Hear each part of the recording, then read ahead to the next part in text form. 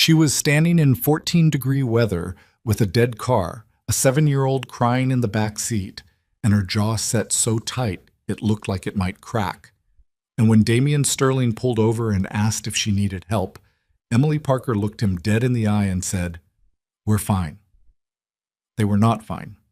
That moment, that single, stubborn, heartbreaking moment, was the one that changed everything, not because he rescued her, but because he stayed anyway. This is not a story about a billionaire sweeping in to save a struggling woman. This is a story about two people, both broken in ways nobody could see, learning that the hardest thing in the world isn't surviving alone. It's finally letting someone stand beside you. If this story finds something in you, hit that like button and drop your city in the comments. I want to see how far this one travels. Now let's go back to where it all started. The day Emily Parker moved into apartment 4B, she made 3 trips up the stairs carrying everything she owned: 2 large duffel bags, a box of Lily's books, a secondhand lamp with a bent neck, and a folded-up cardboard sign she'd been using as a doorstop at the old place. She didn't take the elevator. The elevator required waiting, and waiting meant someone might offer to help, and Emily Parker did not do help. She had learned that lesson the hard way. More than once. It was a Tuesday in late October, the kind of afternoon where the sun showed up just long enough to remind you it was leaving soon. The building was a 6-story brick walk-up on the edge of Clover Street in downtown Chicago. Not terrible, not great, the kind of place that worked hard to look decent without quite getting there. The hallway smelled like old radiator heat and someone's Tuesday dinner, and the carpet runner on the 3rd floor had a rip in it that caught your toe if you weren't paying attention. Emily was paying attention. She always was. She was 30 years old, though the circles under her eyes told a different story on the bad weeks. 5'4", with dark hair she kept in a ponytail most days because there wasn't time for anything else, and hands that were starting to callous from the double shifts at Rourke's Diner, where she worked the early morning and late lunch tables 6 days a week. She had a quiet face, the kind that didn't give much away unless you knew what to look for, and most people didn't bother to look. Lily, her 7-year-old, carried her own small backpack up the stairs without being asked. That detail alone could break your heart if you let it. "Is this our new home?" Lily asked, standing in the doorway of 4B, taking it in with the serious eyes she'd inherited from her mother. Emily set down the lamp and looked around the apartment, the water stain on the ceiling above the kitchen, the window that stuck slightly on the left side, the radiator that already looked like it had opinions. She made a mental list. She always made lists. "It's ours," Emily said. "That's what matters." Lily seemed to accept this. She walked to the window that looked out over the street and pressed her small nose against the glass. "I can see a bakery." "Don't get excited. We're not buying from bakeries." "I know." Lily said it without sadness, which was almost worse. "But I can still look." Emily started unpacking. She had a system. Like, she had a system for everything. Kitchen first, because meals were non-negotiable. Lily's room second, because the kid needed to feel settled before school tomorrow. Her own room last, because her own room could wait. It always waited. She was assembling Lily's secondhand bed frame when she heard the door across the hall open. She didn't look up. People opened doors. That wasn't her business. What she heard next was a small voice, younger than Lily, maybe 5 or 6, saying very clearly, "Daddy, I'm hungry." And then a man's voice, low and a little tired. "I know, Bug. Give me 10 minutes. Emily focused on the bed frame bolt in her hand. She heard shuffling, a grocery bag, the door closing, then quiet. That was the first time she heard Damian Sterling. She didn't think much of it. She thought about it less the following morning when her alarm went off at 4:45, and she was already awake anyway, lying in the dark running numbers in her head the way she did most nights instead of sleeping. Rent was covered for November. Barely. The electric bill from the old place still had a balance she was paying off in installments. Lily needed new shoes before winter hit. The left one on her current pair was separating at the toe, and Emily had been pressing it back together with a dab of superglue every few days, like some kind of structural engineer in denial. She got up, she made coffee, she packed Lily's lunch for school, a peanut butter sandwich, an apple, a small bag of pretzels, and a juice box. And she wrote a note on a Post-it that said, "You're doing great, kid, because Lily had been anxious about starting at the new school, and Emily didn't know how else to say "I see you" in a way that didn't embarrass a 7-year-old. She stuck the note inside the lunch bag where Lily would find it at noon. Then she put on her diner uniform, tucked her hair back, and left for the 6:15 bus. The hallway outside 4B was quiet. The door across the hall, 4A, had a small smear of crayon on the lower panel that hadn't been there yesterday. Emily noticed it the way she noticed everything, filed it, moved on. Why? She learned his name 2 weeks after moving in, and she learned it the way you learn most things in a building like that, from Mrs. Calvo on the second floor, who knew everything about everyone and considered this a public service. "That's Damien Sterling," Mrs. Calvo said, leaning on her doorframe with a cup of tea and the comfortable authority of someone who had lived in 4A's sight line for 6 years. "You know Sterling Capital, the investment firm? That's him." Emily had heard of Sterling Capital the way you hear of things that have nothing to do with your life, distantly, like weather in another city. "He lives here?" she asked, because the building was fine, but it wasn't that fine. Mrs. Calvo shrugged. "He moved in about 3 years ago, right after the divorce. Wanted somewhere smaller, quieter. He's got the little girl, Sophie. Sweet kid. She's 6. She paused meaningfully. "He does everything himself. No nanny, no housekeeper. Drops her at school every morning, picks her up every afternoon. Works from home most days." Another pause, more meaningful. "He's 32. Mrs. Calvo. "I'm just telling you facts." "Thank you for the facts," Emily said, and went back inside. She saw him properly for the first time that Friday. She was coming back from her double shift. It was nearly 9 at night, and she was the particular kind of tired that sat behind your eyes and made the stairs feel longer than they were. When she heard the sound of a power drill coming from apartment 4A, and then a very clear, very adult "damn it," followed by what she could only describe as the noise of a man sitting down hard on a floor. She stopped outside his door.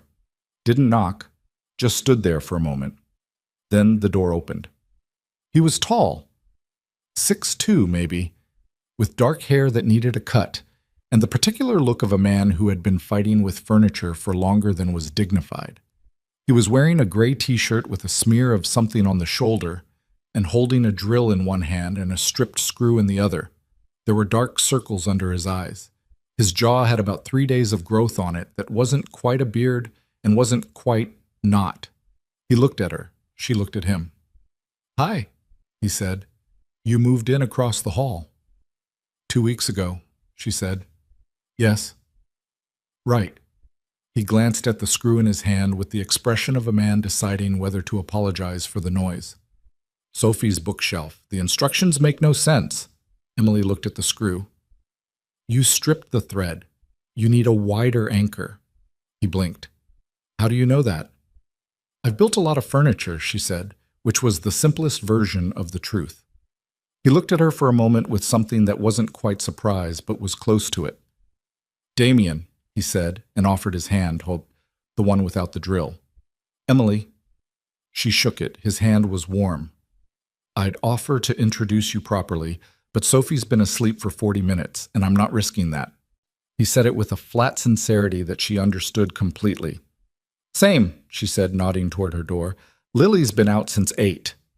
Something passed between them in that hallway, a kind of recognition, the way two people who are running the same race nod at each other across the track.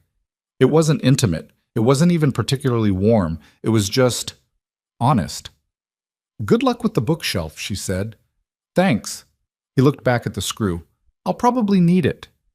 She went inside. She did not think about him, except she thought about him slightly for approximately 4 minutes before she fell asleep. October gave way to November, and November turned mean. Emily's schedule had settled into something that looked like routine from the outside but felt like controlled emergency from the inside. Up at 4:45. Bus at 6:15. First shift at the diner until 1. Second shift from 3 to 8, sometimes 9. Home. Check homework. Read to Lily if she wasn't already asleep. Make tomorrow's lunch. Pay something online. Stare at the ceiling. Start over. On the days she had a gap between shifts, she picked Lily up from school herself. On the days she didn't, Lily went to the after-school program until Emily could get there, and Emily paid for it in installments she had personally negotiated with the school administrator, Mrs. Huang, who had been kind about it in a way that still made Emily's face go hot when she thought about it. She did not like needing kindness. It felt too much like debt. The building had its textures that she learned the way you learn a new geography. Which step on the third floor creaked, which light in the stairwell was out, and had been out for weeks based on the dried tape mark where someone had put up a note about it once and given up. The porch light outside 4B had been flickering for 10 days. She'd put in a maintenance request. Nothing had happened. She'd stopped expecting it to. She saw Damien in passing, at the mailboxes, on the stairs, once in the parking lot when they happened to pull in at the same time, her in the second-hand Civic with the heater that worked on faith and good weather. He always had Sophie with him after school hours. The kid was small and blonde with the serious face of someone who thought very carefully before speaking, and she'd apparently decided that Emily was interesting because she stared at Emily with great focus every time they passed each other. "Hi," Sophie said one afternoon in the mailbox alcove while Damien was sorting through what looked like an unreasonable amount of mail. "Hi," Emily said. "What's your name?" "Emily. I'm Sophie. I'm 6. She held up 6 fingers to confirm. "I know. I live across the hall." Sophie considered this. "Do you have kids?" "I have a daughter, Lily. She's 7. Sophie's eyes went wide with the specific awe that younger children reserve for older children who exist in a category just beyond their own reach. 7, she breathed. "Soph," Damien said without looking up, "don't interrogate the neighbor." "I'm not interrogating, I'm asking questions." "That's what interrogating is." Emily almost smiled. She collected her mail, a bill, and a coupon circular she'd signed up for because they occasionally had grocery discounts, and went upstairs. She noticed things about him in pieces, the way you notice someone when you're actively trying not to. He left for school, drop-off, at 7:45 every morning, usually with Sophie on his back for the last flight of stairs because apparently this was their system. He got coffee from the cart on the corner rather than the cafe 2 blocks up, which she'd clocked as a cost difference of about $2 per day, which was either habit or deliberate, and with a man who ran an investment firm, she guessed deliberate. He worked from home on Tuesdays and Thursdays. She knew this because she could hear, very faintly through the wall, the sound of conference calls in a voice that was calm and measured, even when she could make out fragments of sentences like, "That's not what the term sheet says," and "I need that number by end of day." He was different on the phone than he was in the hallway. On the phone, he was precise, controlled, the kind of man who could hold a room just by the tempo of his sentences. In the hallway, he was just tired. A dad who was late for something, whose daughter had opinions about breakfast, who sometimes forgot to bring his keys and had to go back inside. She found that second version considerably easier to deal with. She did not examine why. The first time he offered help, it was small enough that she almost didn't register it as an offer. It was a Wednesday evening, early December, and the building's shared laundry room in the basement had one machine that was perpetually occupied and one that had a quirk where the door didn't seal properly if you didn't press it a specific way while turning the dial. Information that was apparently passed down among tenants by word of mouth and that Emily had not yet received. She'd lost an entire load because of it. Stood in the basement watching the drum spin dry while her clothes sat unwashed inside a sealed but non-running machine, and said nothing for a long moment because swearing in front of Lily wasn't something she did. Lily was sitting on top of the working machine reading a library book, legs dangling. "Try pressing the left side of the door while you turn the dial," said a voice from the basement doorway. She turned. Damien was standing there with his own laundry bag, Sophie at his side carrying a smaller mesh bag with the focused expression of a child given an important responsibility. "The latch catches wrong," he said. "You have to kind of hold it while you—" He stopped. "Do you want me to show you?" She looked at the machine. She looked at him. "No," she said. "Just tell me where to press." He told her. She pressed. The machine started. "Thank you," she said, in a tone that closed the topic. He nodded like he understood the tone and didn't hold it against her, which somehow made it worse. December came in cold and got colder. Chicago in winter was a full-body experience. The wind off the lake cut through everything. The sidewalks turned treacherous, and the sky went a specific shade of white that felt less like weather and more like a ceiling. Emily's Civic was making a noise that she had categorized and was monitoring. The radiator in her apartment had developed a temperament. The step on the second-floor landing, the one with the rip, had gotten worse. The carpet had partially separated from the tread, and she'd caught it with her foot twice now. And once Lily had stumbled on it, and Emily's heart had done something violent before she'd confirmed Lily was fine. She put in another maintenance request. She did not hold her breath. Her second job, she hadn't mentioned this to anyone in the building because it wasn't their business, was a Thursday evening bookkeeping shift at a small dry cleaning operation 2 neighborhoods over. Owner was a man named Gerald Park, 70 years old, who'd been doing his books by hand in a green ledger for 30 years and had recently been told by his accountant that this was no longer legally sufficient. Emily had found the listing on a community board and offered to set up a basic system for him in exchange for $60 per Thursday. Gerald Park accepted because she charged less than an accountant and because she had shown up to the interview with a printed list of what she planned to do, in order, which impressed him. She was good with numbers. She had always been good with numbers, which was its own particular cruelty given the numbers she was dealing with most days. The Thursday she came home late to find the hallway light outside her door had blown out completely. Not flickering, just out, the socket dark and dead. She stood in the dark for a moment and added it to the list and went inside. Lily was asleep. The babysitter, a 15-year-old girl from the 5th floor named Priya, who charged $8 an hour and was reliable enough that Emily had stopped worrying, had left a note saying Lily had eaten all her dinner and done her homework without being asked. Emily read the note twice, put it on the counter, stood in her kitchen at 11:15 at night, eating the last of the diner's leftover soup she'd brought home in a container and looking at her open laptop where the November ledger was still unclosed because she hadn't had time. The soup had gone cold somewhere on the bus ride home. She ate it anyway. Across the hall, she could see, through the narrow strip of light under her front door, that Damien's lights were still on. She didn't think about that either. It was Lily who made things complicated, the way children will. Lily had taken to Sophie with the quiet intensity she applied to most things she decided she liked. After the mailbox meeting, Lily had asked Emily approximately once a day whether Sophie might come over to play. Emily had said maybe, and then we'll see. And then Lily, I don't know the family, in a tone she used when the real answer was, I don't want to owe anyone anything, even a play date. But children are unimpressed by adult reasoning. On a Saturday afternoon in the second week of December, Emily came out of her apartment to find Lily and Sophie sitting cross-legged in the hallway between their 2 doors, sharing what appeared to be a bag of goldfish crackers and having a very serious conversation about which animals were the most dangerous. Bears, Lily was saying, with the authority of a child who had recently read a library book on the subject. No, Sophie countered. Hippos. My daddy said. Emily looked at them.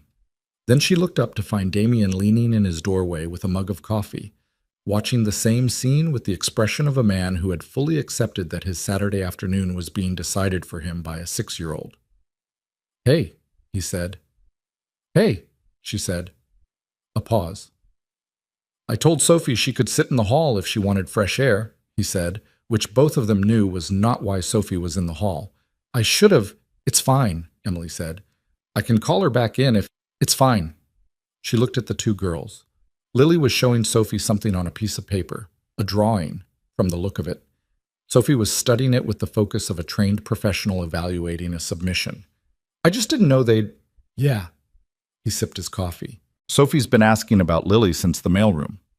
Lily's been asking about Sophie since approximately the same time. He almost smiled. It didn't quite land. Something stopped it just before it got there. But it was close enough that she caught it. She's a good kid, he said. About Lily. She is, Emily said, and the simplicity of saying that out loud to someone who was looking at her daughter and actually seeing her did something uncomfortable in the middle of her chest that she refused to investigate. Do you want coffee? He asked. I made too much. I'm fine, she said. It'll just go cold. I'm fine, thank you. She said it cleanly, no edge to it, just the flat fact of it. He accepted this with a small nod that didn't push, and she went back inside and stood in her kitchen for a moment before putting the kettle on. She did not need his coffee. She had her own coffee. It was just that she was out of coffee and had been planning to pick some up on Sunday. She made tea. The notebook was the thing she'd had the longest. It was a regular composition book, black cover, bought years ago at a dollar store, and it was where she kept everything. Every bill, every due date, every repair needed, every balance, every plan. It wasn't pretty. It wasn't a system anyone else would have understood, but it was hers and she trusted it, the way she trusted very few things, completely, and because it had never let her down. November electric, paid. December rent, due first, have it. Lily shoes, need before 20th. Budget, $35 max. Car noise, front left. Monitor, ceiling patch. Waiting on maintenance. Step, second floor. Reported twice. Follow up. Porch light, reported. Nothing. Bookkeeping at Parks. Thursday, $60. She wrote it all down because writing it down made it manageable. A problem on paper was smaller than a problem in her head. She had learned this the way she'd learned most useful things. Because she had to. What she didn't write in the notebook, because it wasn't a problem and it wasn't a number and it had no place in a system, was the way she'd started to notice when Damien's lights went out at night. Not watching, not waiting, just aware of it. The way you become aware of the rhythms of a space you share with other people. He stayed up later than anyone she'd seen, often past midnight. The strip of light under his door would still be on at 12, at 1, sometimes at 1:30. She didn't know if he was working or reading or just not sleeping. She knew the feeling of not sleeping. She did not knock. The second week of December brought a pipe issue on the 4th floor, not her apartment, but adjacent enough that the building's super, a man named Frank who approached all maintenance requests with the philosophical acceptance of someone who had long since stopped believing they would end, ran emergency shut-off notices on the water for 6 hours on a Tuesday. Emily had been warned. She'd filled every container she had. She'd planned for it. What she hadn't planned for was Lily spiking a fever that same Tuesday night. 102.1, the kind that needed watching, fluids, a cool cloth, and the children's acetaminophen being a bottle she'd been meaning to replace for 2 weeks since the last one ran out and had kept putting on the list and not getting to. It was 10:40 at night. The nearest pharmacy was 8 blocks, or a 12-minute drive if her car was reliable, which right now it was choosing not to be, and she'd already spent 20 minutes with it in the parking lot before accepting that tonight it wasn't cooperating. The buses had gone to limited service.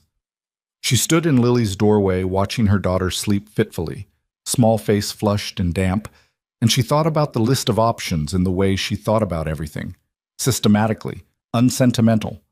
The walk was possible, bundled up, fast, back in 40 minutes. She'd done harder things, but she'd have to leave Lily alone. And she did not leave Lily alone. Not even for 20 minutes, not with a fever, not ever. She stood in the doorway for a full 2 minutes. Then she went to the hall. She stood outside 4A. She stood there for what felt like a very long time, which was probably 30 seconds. Then she knocked, quietly, because Sophie was surely asleep. The light was on. She'd seen it. Damien opened the door in 30 seconds. He was awake, still dressed, in jeans and a t-shirt, reading glasses she'd never seen before pushed up on his head. And he took one look at her face and said without preamble, "What do you need?" She hated how direct the question was. She hated more that she didn't have an alternative. "Lily has a fever. I'm out of children's Tylenol. The pharmacy is 8 blocks and I can't leave her." She got it out in one clean sentence, no framing, no apology, no softening. He was already turning back into the apartment. "Sophie had a fever 2 weeks ago. I've got a full bottle." He was in the bathroom cabinet in less than 30 seconds. He came back and held it out. "The grape one. Sophie won't touch the cherry." Emily took it. Her hand was steady. "How much do I owe you?" He looked at her for a moment. "Nothing. I'll replace it." "You don't have to." "I will anyway." She looked at the bottle. "Thank you." "How high?" 102.1. He nodded. That's manageable. Keep fluids going. If it goes above 103, I know, she said. Right. He said it without offense. Yeah, okay. She turned to go. Emily. She turned back. He was leaning against his door frame, arms crossed, looking at her with something she couldn't fully parse. Not pity. She knew what pity looked like, and she'd already decided she would have walked away. Something else. More careful than pity. You can knock, he said. If you need something, you can knock. She didn't say anything for a moment. I know, she said, and she went back inside. She sat next to Lily for the rest of the night and watched the fever break at 3 a.m, and she thought about that sentence, you can knock, with the specific discomfort of someone who had just been offered something she wasn't sure she knew how to accept. She replaced the bottle the following Thursday. She left it outside his door in a plastic bag with no note because she could not think of a note that didn't say either too much or too little. An hour later, there was a knock on her door. She opened it to find Sophie holding the bag out, very seriously. My daddy says thank you for the medicine, but you really didn't have to. Emily looked past Sophie to where Damien was visible in the doorway of 4A, pretending to look at his phone with the particular studied casualness of a man absolutely paying attention. Tell your dad I know I didn't have to, Emily said. That's why I did it. Sophie considered this with the face of a diplomat receiving a complex communique. Then she nodded once, turned around, and walked back across the hall, and delivered this message in a tone that suggested she understood it was important, even if she wasn't entirely sure why. Emily closed her door. Across the hall, she could have sworn she heard him laugh, just slightly. It was the first time she'd heard that sound. She went back to her notebook and wrote, Doctor visit. Check if Lily needs updated booster. February deadline. Budget for copay. She focused on the notebook. The notebook made sense. The week before Christmas, something happened with the ceiling.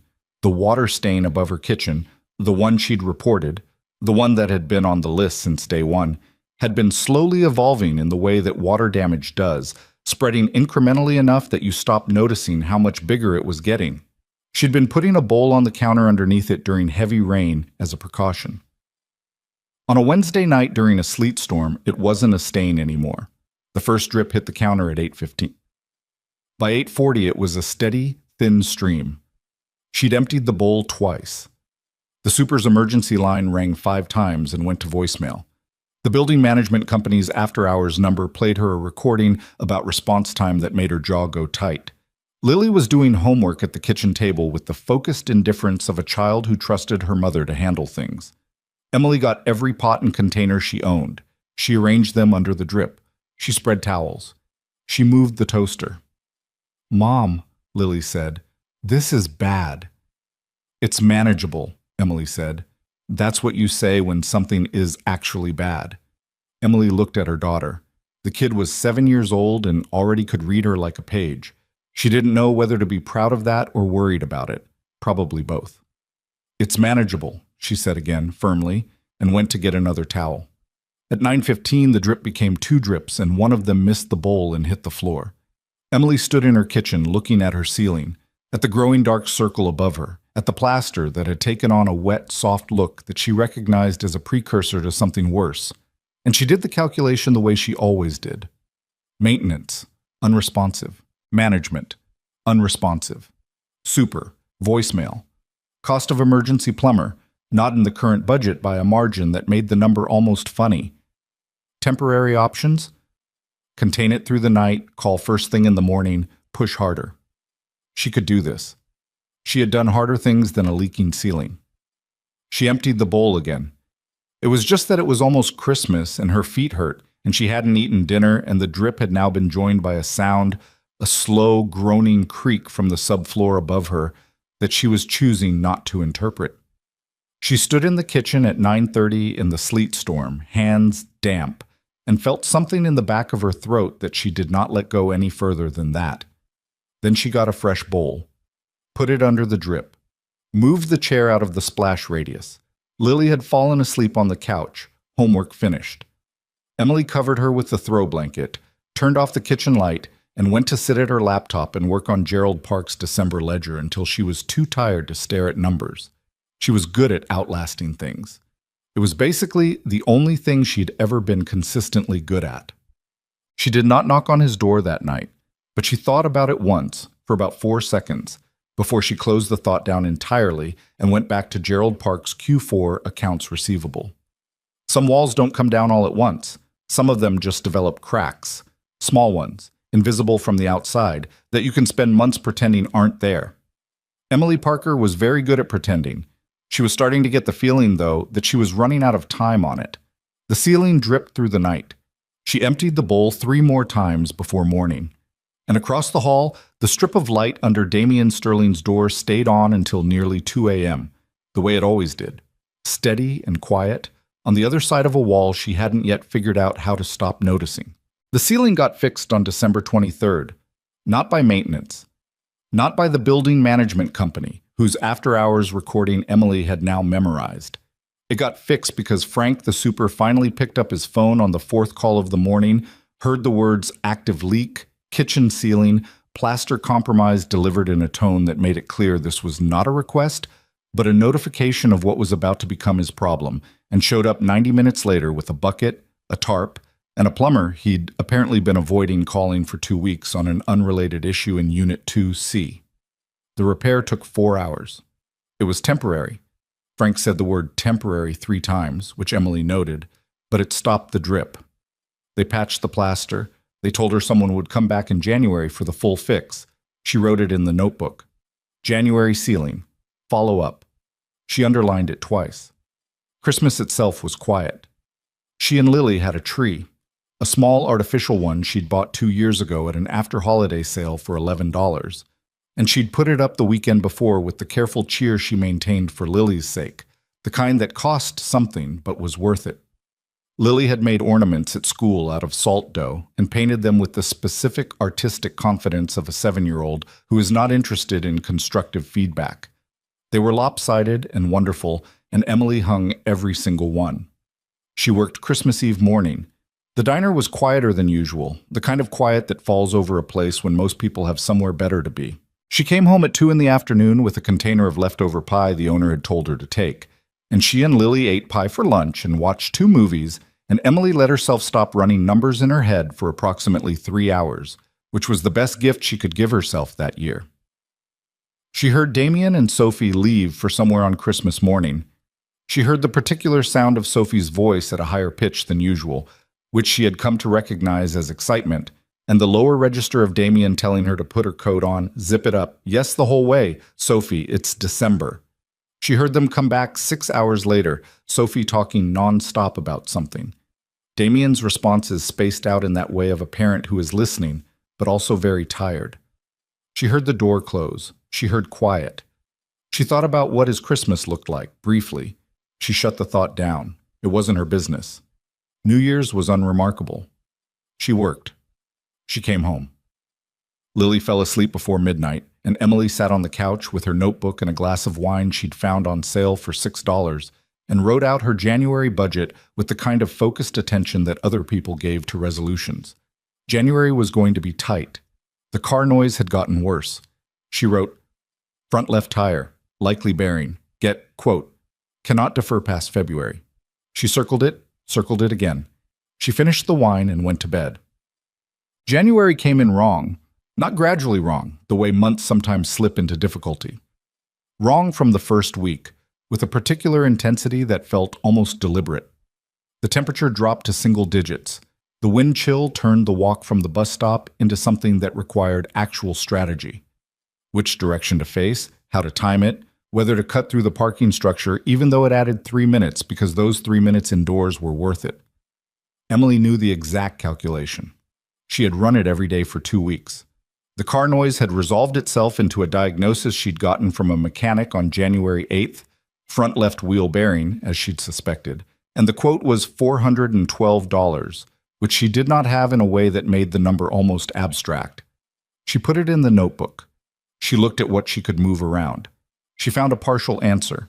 She could pull 100 from February's grocery buffer and another 100 from the small emergency fund she'd built over 8 months of not buying anything she didn't absolutely need, and she could ask Gerald Park if he had any extra work in January, and she could pick up 1 additional shift on Saturday mornings at the diner if Carl, the weekend manager, would give it to her.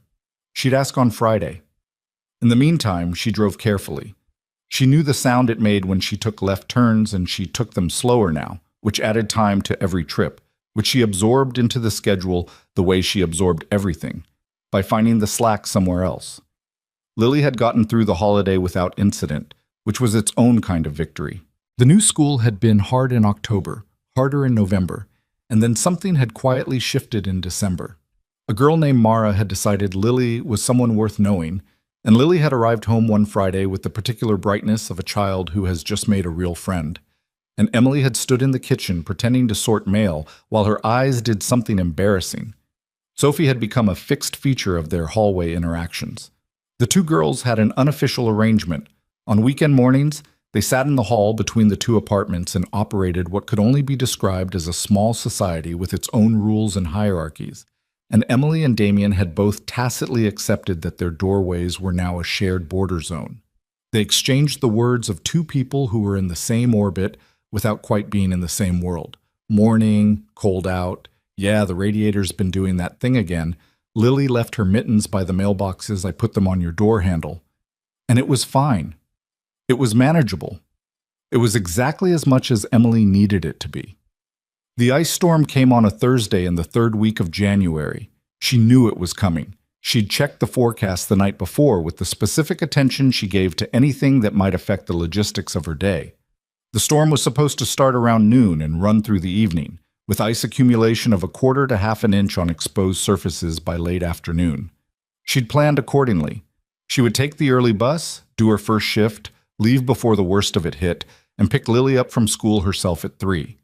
The plan was solid. The plan made sense. What the plan did not account for was the Civic. She'd gone out to the parking lot at 5:50 in the morning to warm it up, which was her habit in winter, and found it unwilling. Not dead. The engine turned over. She could get it running.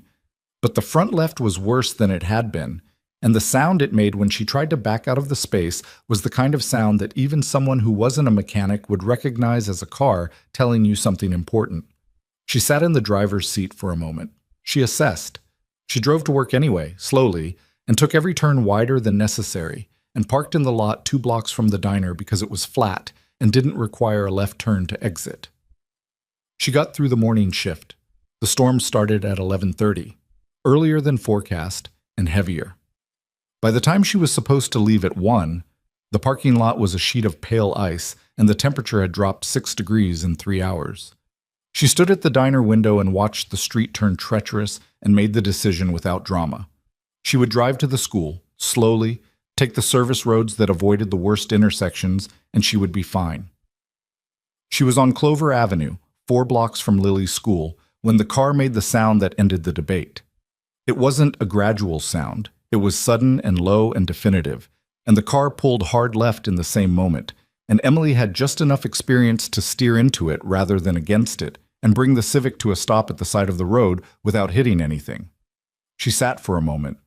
She turned it off. She turned it back on. The engine ran fine. The wheel bearing did not. She looked at the dashboard. She looked at the street. Empty, because nobody with options was out in this. Ice on the road, ice on the sidewalk, the temperature at 9 degrees with a wind that made it feel like -5. She was 4 blocks from the school, and she had no way to get the car to move safely. She called the school first. Mrs. Huang answered. Lily would be kept in the after-school room, safe and warm, until Emily got there, or arranged pickup. Emily said she'd be there within the hour. She didn't know exactly how, but she said it. She called a tow truck. The operator put her on hold for 11 minutes, then told her the earliest available was 2 to 3 hours. She wrote the number in her notebook, the tow company, the reference number for the call, with hands that were starting to feel the cold through her gloves because she'd been standing outside the car for 10 minutes by then, assessing options. And the wind was doing what Chicago wind does in January, which is find every gap and commit to it. She had one coat. She was wearing it. She had a scarf. She had gloves. She was a reasonable adult who had dressed for the morning weather, not for standing on a frozen road for an indeterminate period of time. She was calculating the walk, 4 blocks to get Lily, then walk back to wait for the tow, find somewhere warm in the interim, figure out how to get Lily home, when she heard a car slow down beside her. She didn't look at first. She had a policy about strange cars pulling up next to a woman alone on an empty road. Emily? She looked. It was Damien's car. A dark gray SUV that she'd seen in the parking lot, but never thought much about. And he was leaning across to the passenger side window with Sophie visible in the back seat, still in her school coat, which meant he'd just done pickup. My car broke down, she said before he could ask. I can see that. He looked at the Civic, then back at her. Get in. I'll take you to the school. I have a tow coming. When? 2 to 3 hours. He looked at her. She looked at him. The wind pushed between them with no interest in the conversation. Get in, he said. I'll take you to get Lily. We'll come back and wait for the tow somewhere that has heat. I can wait here. It's 9 degrees. I'm aware. Emily. His voice didn't rise. It didn't push. It was just very calm and very direct. Get in the car. She stood there for 3 more seconds. She was aware of the seconds. She counted them without meaning to. And then she opened the passenger door and got in. The heat hit her immediately. She hadn't realized how cold she'd gotten until warmth became a physical fact again. She kept her face neutral. Hi, Emily, Sophie said from the back seat, with the pleasant adaptability of a child who finds nothing unusual about the situation. Hi, Sophie. Why was your car stopped on the road? It broke. Sophie considered this. Cars do that sometimes.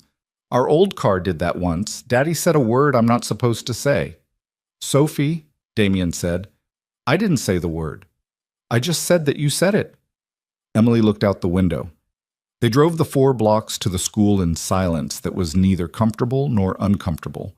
Just the silence of 2 people who have something to say and are both choosing not to say it. He pulled up to the front entrance. She was out of the car before it fully stopped. Lily was in the after-school room, coloring, with the focused calm of a child who trusted her mother completely and was therefore not worried. She looked up when Emily came in, registered that Emily was there, and said, I thought you'd come. Mrs. Huang said your car broke. It did. Emily crouched down to her. You okay? I finished my worksheet and I drew a horse. She held it up. The horse was anatomically interpretive but confident. Can we keep it? We keep everything, Emily said. They went back to the car.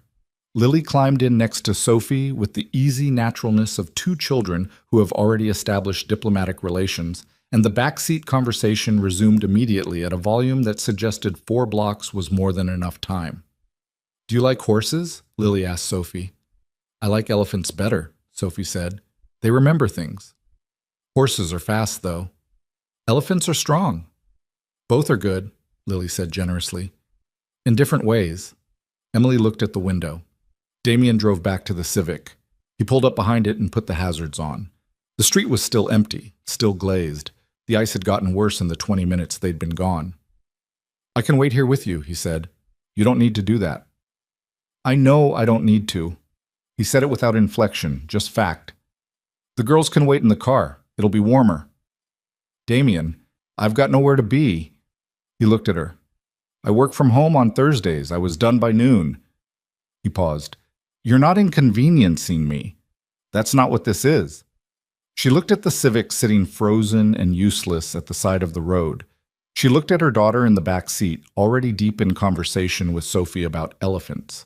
She looked at the ice on the road and the wind moving through the bare branches of the one tree on this particular block, and the temperature reading on his dashboard, which had dropped another degree since they'd left the school. Fine, she said.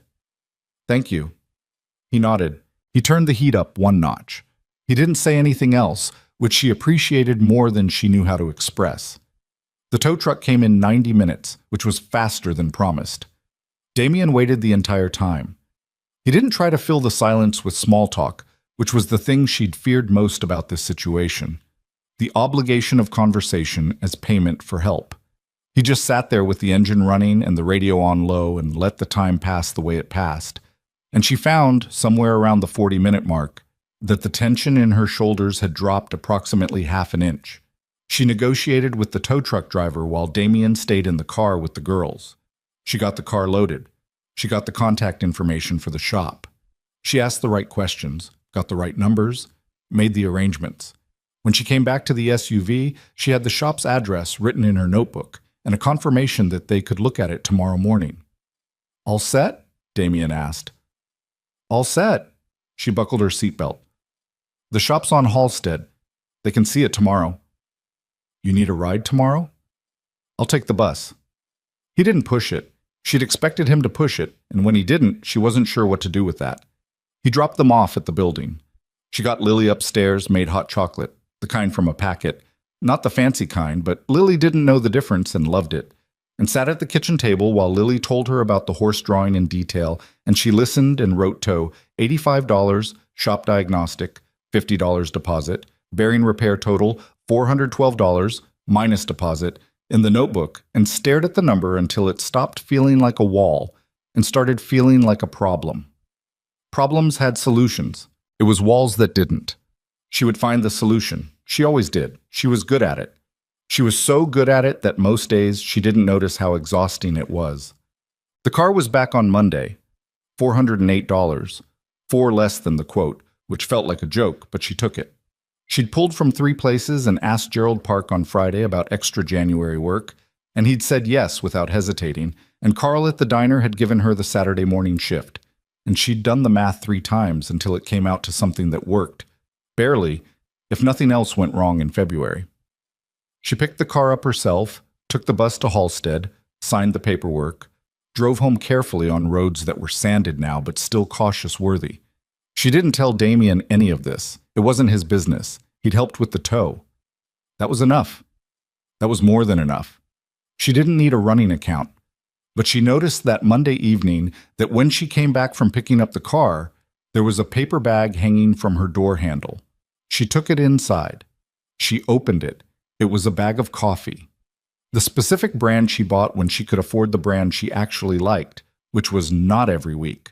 And a small note, not a card, just a torn piece of paper, handwritten, fast and slightly uneven, like someone who'd written it standing up.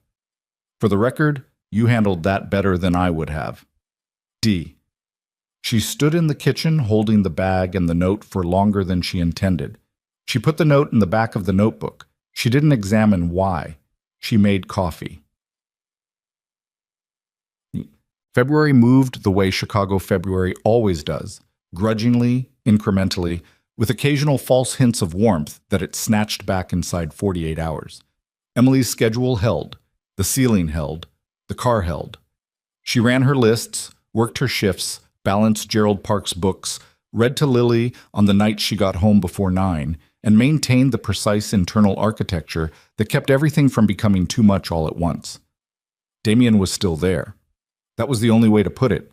He was simply still there, in the way that the hallway was still there, and the sound of the radiator was still there, and the strip of light under his door was still there past midnight. She had stopped pretending she didn't notice. She had simply reclassified the noticing as neutral information. He was her neighbor. She was aware of her neighbor. This was not a complicated situation. She told herself this on a number of occasions. The girls had escalated their hallway arrangement into something that now occasionally involved supervised visits inside one apartment or the other. Sophie had come to 4B twice to look at Lily's horse drawing, and then because they were reading the same library book series and apparently needed to discuss it in person. Lily had been to 4A once, on a Saturday, and had come back reporting that Damien made the best grilled cheese she'd ever had, which Emily received with the careful neutrality of a woman who was not going to ask follow-up questions. She did not ask follow-up questions. She did, however, buy a slightly better cheese at the grocery store that week, for no particular reason. The thing that started to wear on her in February wasn't any single problem. It was the accumulation. She'd been accumulating for a long time, the unpaid bills that had half-lives, the repairs that her body absorbed instead of the apartment, the step that still hadn't been fixed, which she now navigated around by feel. The porch light that was still out, which she'd stopped thinking about because thinking about it didn't help. The radiator that clanked through the night with the independence of something that answered to no one. The smallness of her grocery runs, measured not by want but by precise necessity. The Saturday morning she worked now instead of spending with Lily, and how she'd started waking up early on Sunday to make a real breakfast.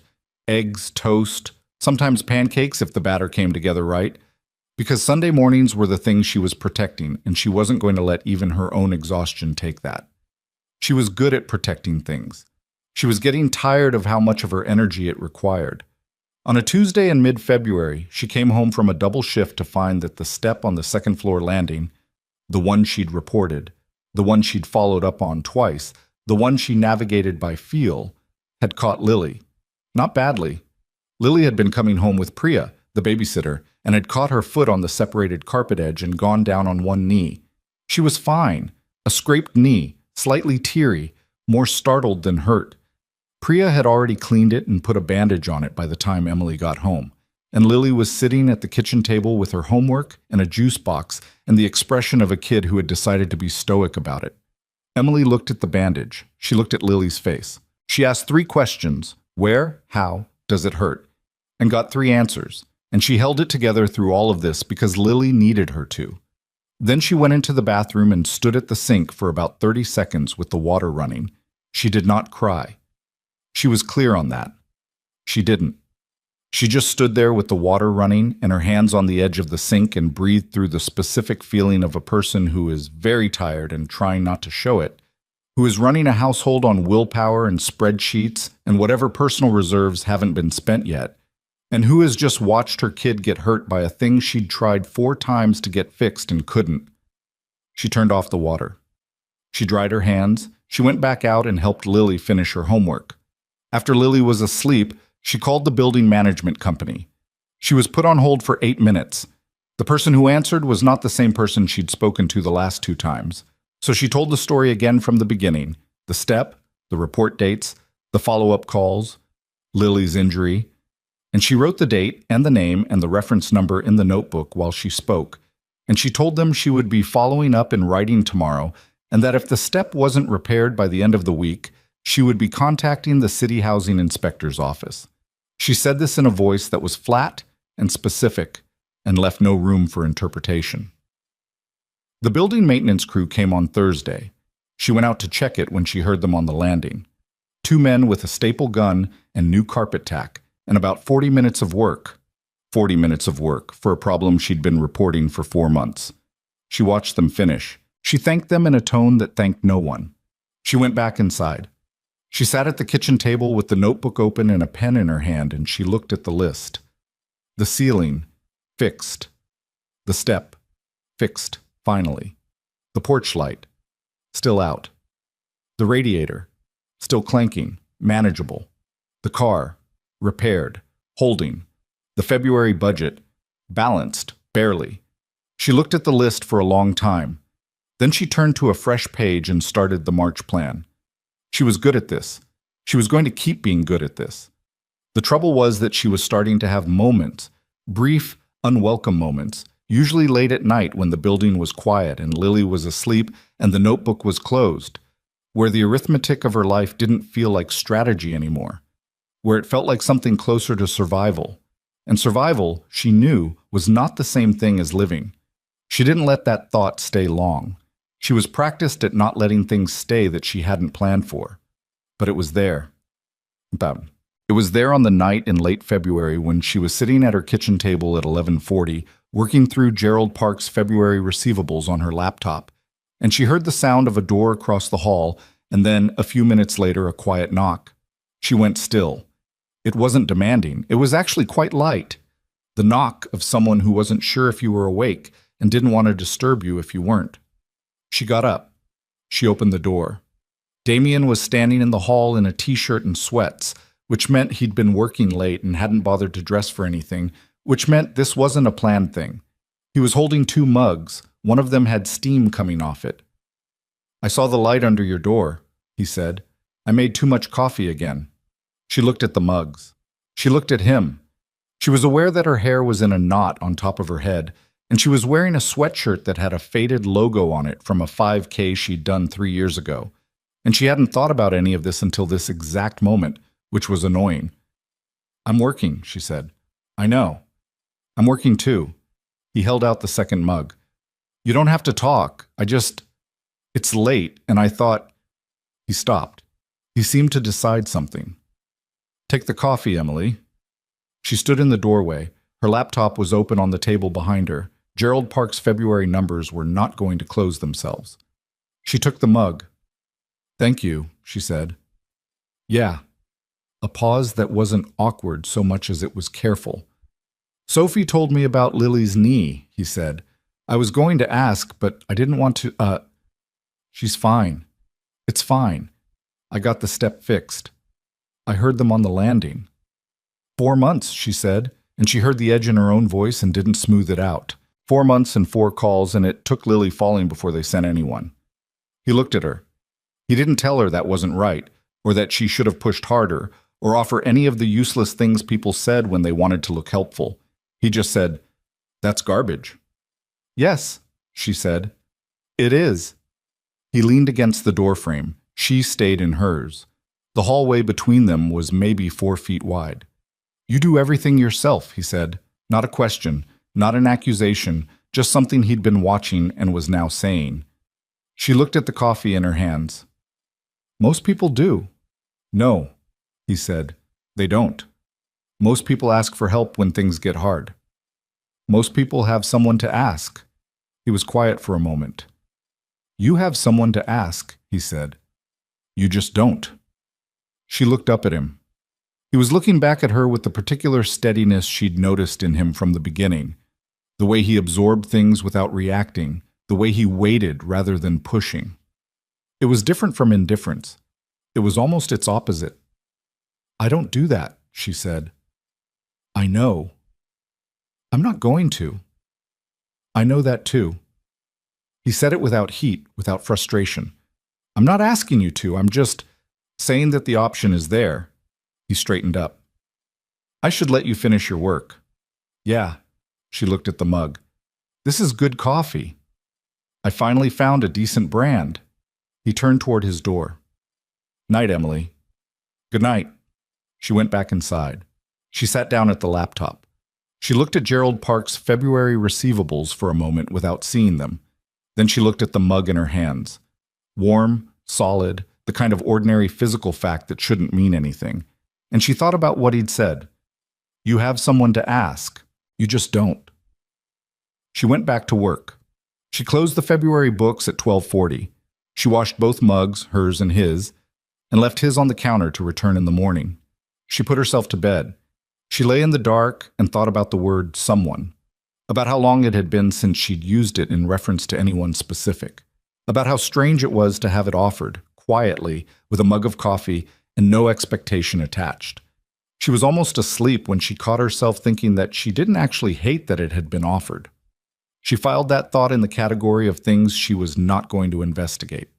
And then she fell asleep, in the cold, quiet apartment on the 4th floor of a building on Clover Street, to the sound of the radiator doing its thing and the faint, almost imperceptible awareness of another light still on the other side of the wall. March came in the way it always did in Chicago. Not quite winter, not quite anything else. The sky the color of old dishwater, and the air carrying the particular smell of ice that was thinking about melting, but hadn't decided yet. The city existed in a kind of suspended state, and Emily existed inside it the same way she existed inside most things, moving forward because stopping wasn't an option, not because the road was clear. She had settled into something with Damien that she didn't have a word for and wasn't going to look for one. It was the coffee sometimes. It was the hallway. It was the easy shorthand they'd developed around the girls. "Sophie left her book on your mat. I put it inside." "Lily's looking for her blue hair tie. Is it possible it ended up at yours?" "Yeah, I'll tell her." It was the way he'd started leaving the stairwell light on when he heard her coming home late, which she only knew because she'd never had to fumble for the switch since January, and she'd noticed. She hadn't said anything about it. He hadn't mentioned it. That was the arrangement. What it wasn't, she was very clear about, was anything that required examination. He was her neighbor. He was someone she trusted approximately as much as she trusted anyone, which was not a high bar historically, but felt significant given that the bar existed at all. That was the full extent of it. She kept it there by maintenance, the same way she kept everything running, by not letting things accumulate past the point she could manage.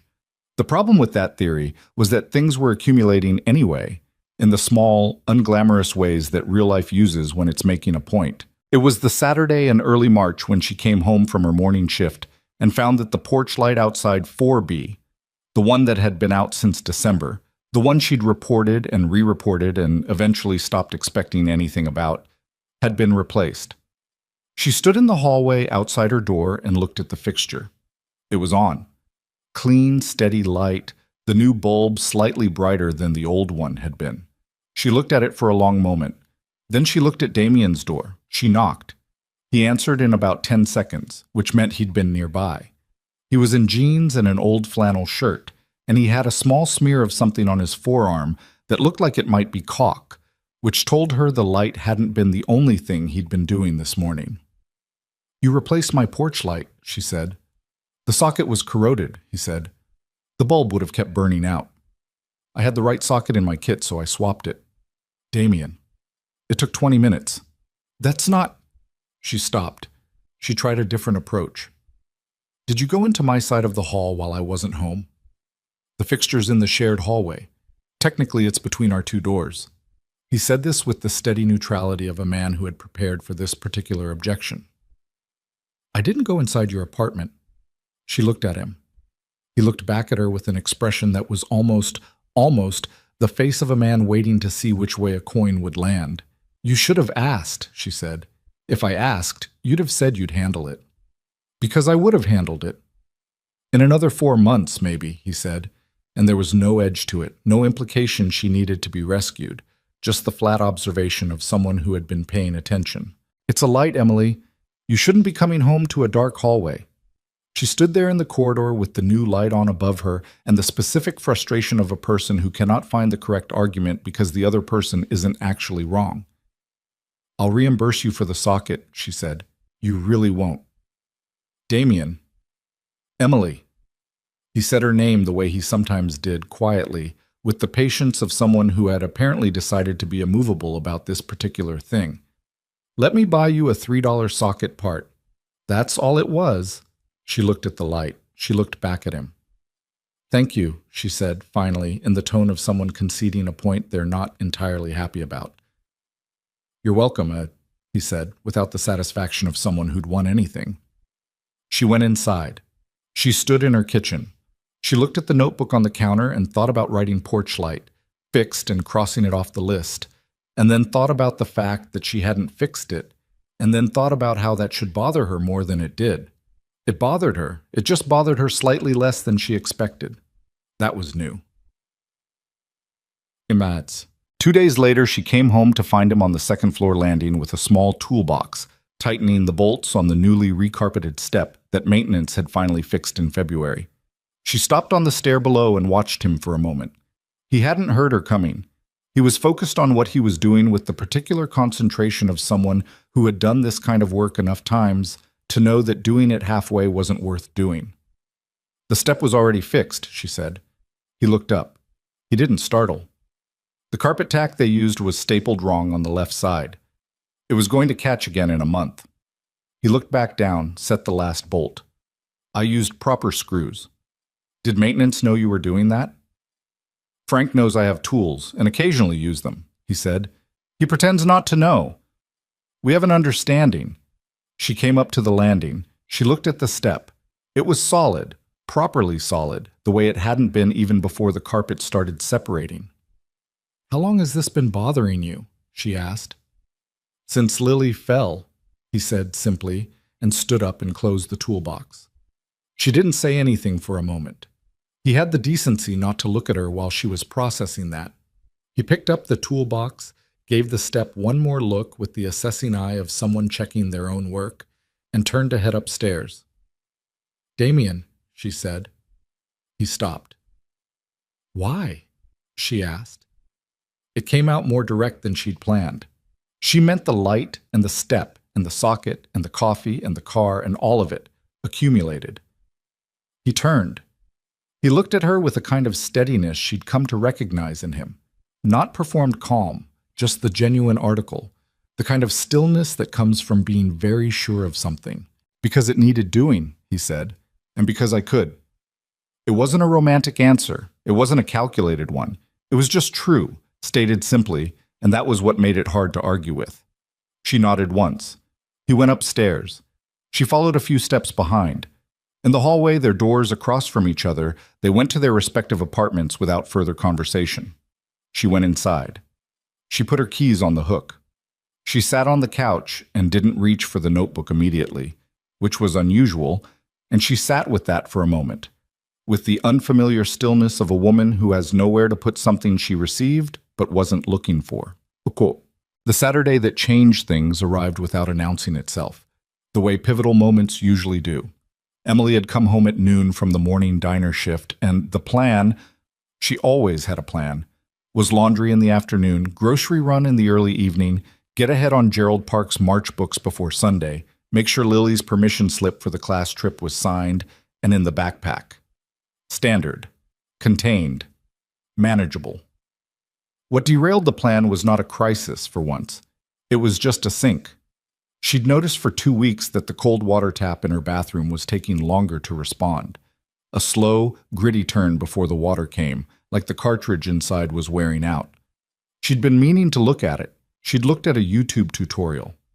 She knew what the problem was, and she knew she could fix it herself with a replacement cartridge, which cost about $8.40 if she was lucky, more if the pipes were as opinionated as the rest of the apartment tended to be. She had bought the cartridge. It was on the bathroom counter. She had her Saturday afternoon. She started the job at 1:15. She had the water shut off under the sink, the tap handle removed, the retaining clip out, and then the old cartridge, which had apparently decided that its years of service entitled it to permanent residence, refused to move. She tried the correct technique. She tried the adjusted technique. She tried the technique she'd seen in a second video that contradicted the first video. By 2 o'clock, she had the bathroom floor covered in a towel, both hands scraped from the metal edge of the fixture cavity, and a cartridge that had not moved a millimeter. She sat back on her heels. She looked at the tap assembly laid out on the towel beside her. She was aware of a specific internal feeling that she associated with problems that were costing her more time than she had allocated, and she breathed through it. Lily appeared in the bathroom doorway. "Is it fixed?" "Not yet." Lily looked at the parts. She looked at her mother's hands. "Do you need help?" "I'm fine." "Sophie's dad has tools," Lily said, with the innocent directness of someone who has not yet learned that offering a solution and giving advice are different things. "Lily." "He fixed the step." "Lily." "He's home. I can hear his music." She said this last part with the particular factual delivery of a child who has no idea she's dismantling something.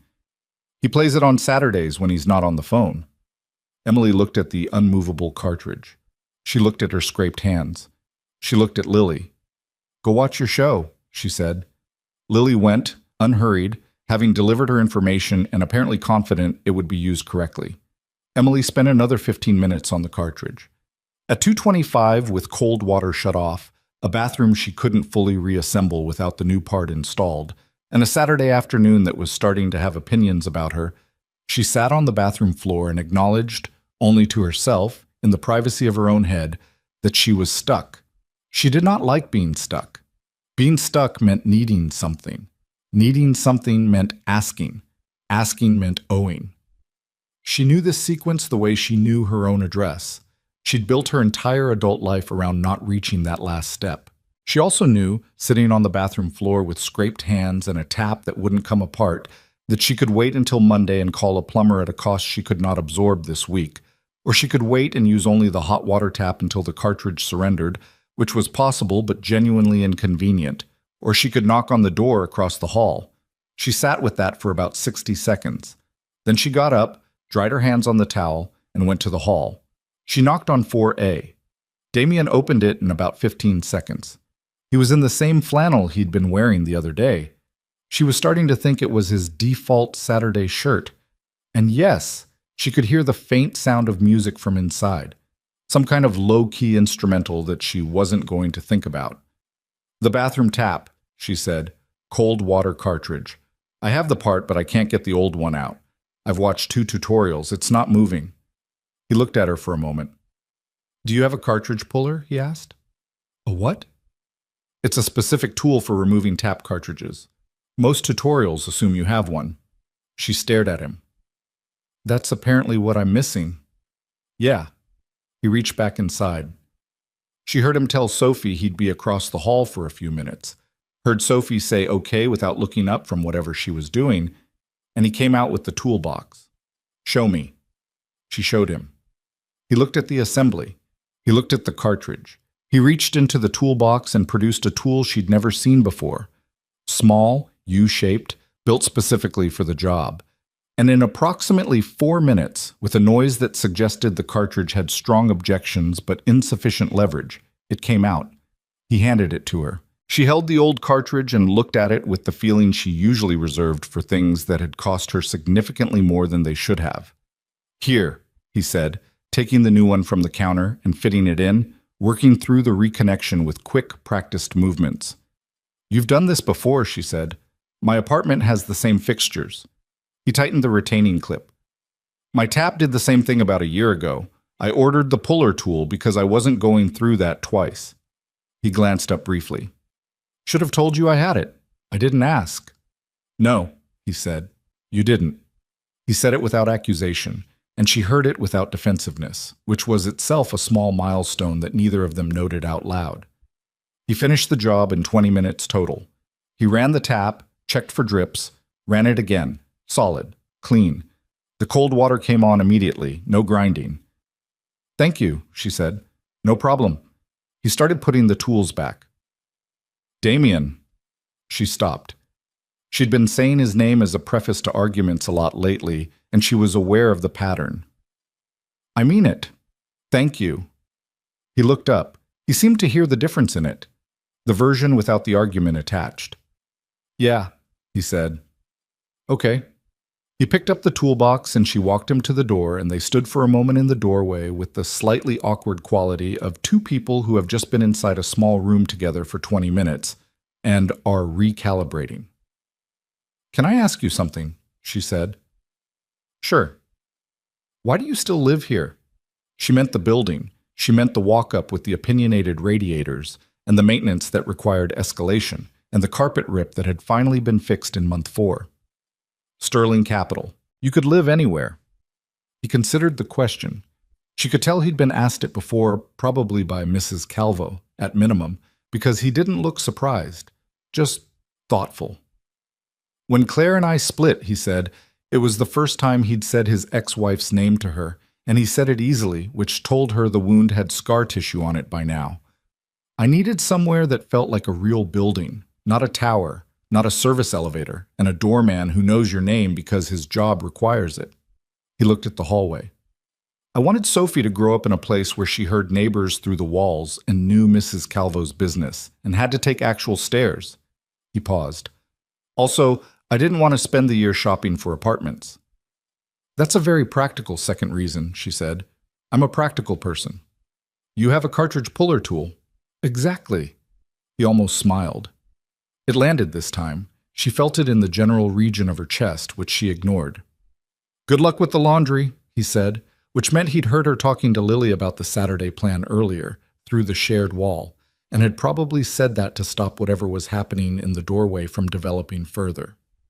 She recognized the move because she'd made it herself approximately 40 times in the last 4 months. "Thanks," she said, and closed the door. The Saturday 2 weeks after the tap was the one that she would think about later, turning it over the way you turn over something that changed the shape of things and trying to find the exact moment it did. She had been at the diner since 6. It had been a bad shift. Not dramatically bad, just the kind of grinding bad that a 12-hour stretch on your feet with 2 call-outs and a table that sent back 3 orders and tipped 11% can produce. She came home at 6:30 to a building that was quiet in the early evening way, took the stairs by memory because she could have done it in her sleep at this point, and turned the corner on the 4th-floor landing. She stopped. Outside her door, Damien was crouched down at the base of her door frame with a tube of weather-stripping adhesive and a strip of new door seal. Reattaching the bottom draft seal that she'd noticed 3 weeks ago was pulling away from the frame, and that she'd put on the list under non-urgent because the cold was retreating and it could wait until next fall. He hadn't heard her yet. He was focused on pressing the strip flat, working section by section with the patience of someone who knew that rushing weather stripping was how you ended up doing it twice. She stood at the top of the stairs and looked at him. She looked at the toolbox open to his right. She looked at the fresh strip, straight and even, fitted properly against the frame. She looked at the light above her door, the one he'd fixed in March, steady and clean. She thought about the step on the second floor, solid now, under her feet every day. She thought about the tap in the bathroom and the cold water that came on immediately. She thought about the Tylenol in December and the coffee at midnight and the note in her notebook. You handled that better than I would have. That she'd told herself she was keeping for no particular reason. She thought about 4 months of a man fixing things in the perimeter of her life, quietly, without asking for anything back, without making it a transaction, without turning any of it into something she owed. She'd been waiting for the catch. She'd been so sure there was a catch. There was always a catch. He still hadn't heard her. She said, "Damien." He looked up. He wasn't startled, but he went still in the way of someone who's been found doing something they knew would start a conversation. "The draft seal was pulling off," he said. "Cold drafts coming in. You'd feel it again in October if nobody fixed it." "It's March," she said. "Good time to fix it." She looked at him. He looked at her. The hallway was very quiet. "Come inside," she said. He blinked. She could tell he hadn't been expecting that. "Let me finish it, then come inside." She unlocked her door. "I'll make coffee." She went in. She heard him finish the seal. 3 more minutes of careful pressure, she could tell from the sound of it. She put the kettle on. She got 2 mugs down from the cabinet, the good ones, not the chipped ones she used most mornings. She stood at the counter and looked at the kitchen. The water stain on the ceiling that was fully patched now, the radiator quiet for once, the tap that ran clean. And she waited. He knocked on the open door. "Okay to come in?" "Yeah." He came in. He set the toolbox by the door with the practiced habit of someone who didn't want to track anything in. He looked around her kitchen in the way of someone seeing it for the first time from the inside, which it was. She'd never had him in the apartment before. Not through the door, not past the threshold. It was small. She knew it was small. There was the kitchen table she'd bought secondhand, 1 chair slightly uneven, a stack of library books on one end where Lily had left them, the notebook open to the March plan page, Gerald Park's folder of papers she'd been intending to sort tonight. She turned away to pour the water. "This is the first time you've let me in," he said. Not an accusation, just something he'd noticed. "You've never been in before because I didn't need anything fixed inside before," she said. "You needed the tap fixed. That's different. The bathroom is... You were focused on the..." She stopped. She turned around with both mugs and looked at him. He was looking back at her with the expression she recognized as him waiting, giving her space to get where she was going without pushing. "I know what I do," she said. "I keep people at the door. I'm aware of that." "Okay," he said. "I'm not apologizing for it." "I'm not asking you to. I just..." She stopped again. She put the mugs on the table. She sat down in one of the chairs, and he took the other, and they were at the kitchen table like 2 normal people having coffee on a Saturday evening, except that nothing about this felt entirely normal. "I've been trying to figure out what you want," she said. Straight, no softening. "From all of this. The light, the step, the tap, the coffee, all of it." He was quiet for a moment. "I know," he said. "I know you have." "And?" He put both hands around his mug. "I don't want anything from you, Emily. That's not... I'm not building a tab." He looked at the table. "Sophie's mother left because I worked too much and wasn't present enough, and she was right on both counts. I spent a year after that being very productive and very alone and very sure I was fine." He looked up. "And then you moved in across the hall and you were doing everything by yourself, all the time, and never asking anyone for anything, and I recognized it." He paused. "Not from Sophie's mother, from myself. From the version of me that thought needing help was a weakness I could organize my way out of." The kitchen was quiet. The radiator didn't even clank. "You fixed your things," she said. "Professionally, I outsourced everything personal." He said it with a flat honesty that she respected. "I have a building manager for my office. I have an assistant. I have a lawyer and an accountant and a financial advisor. I built an entire infrastructure around not having to need anyone directly. He picked up his mug, put it back down. And then I had to learn how to be a real parent, and I couldn't outsource that. And it turned out I was basically starting from zero. He looked at her. Sophie taught me more about being a person in 2 years than I learned in the decade before. Emily looked at him. He looked like someone who had not said that out loud very many times and was not entirely sure how it landed. "She's a good kid," Emily said. "She really is." He said it with the simple, bottomless sincerity of a parent, and she felt the truth of it land the same way she felt it when someone said it about Lily. "The first week we lived here," Emily said slowly, "I heard you through the wall. You were on a call, and you were telling someone that the term sheet was wrong, and your voice was completely different from your hallway voice. It was like you were a different person." He raised an eyebrow. "Was that unsettling?" "No, I understood it." She turned the mug in her hands. "I do the same thing. The diner voice, the building management voice, the Gerald Park Thursday bookkeeper voice." She paused. "None of them are lies. They're just the version of me that can handle the thing in front of her." "What's the voice you're using right now?" he asked. She thought about it. "I'm not sure," she said honestly. He nodded. He seemed to find this answer acceptable. They sat for a moment in the quiet. "Why Thursdays?" he said. "The bookkeeping job. You come home late on Thursdays.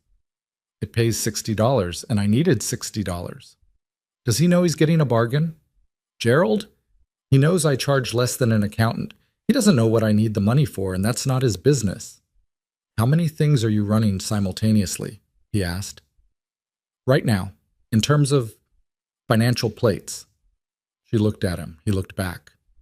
"Too many for you to need to know about," she said. Not hostile, just true. "That's fair."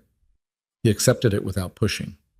"I'm asking because He stopped. He seemed to decide something, or redecide it, or decide how to say it. "I run an investment firm. I spend 10 hours a day thinking about money and how to move it and where it needs to go. I know what it looks like when someone is good at managing difficult numbers." He paused. "You're genuinely good at it, Emily.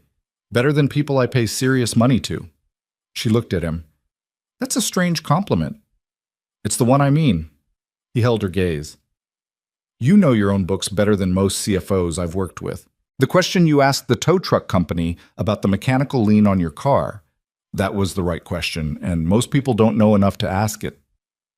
"I had to learn," she said. "Most people don't bother. Most people have someone else to handle it."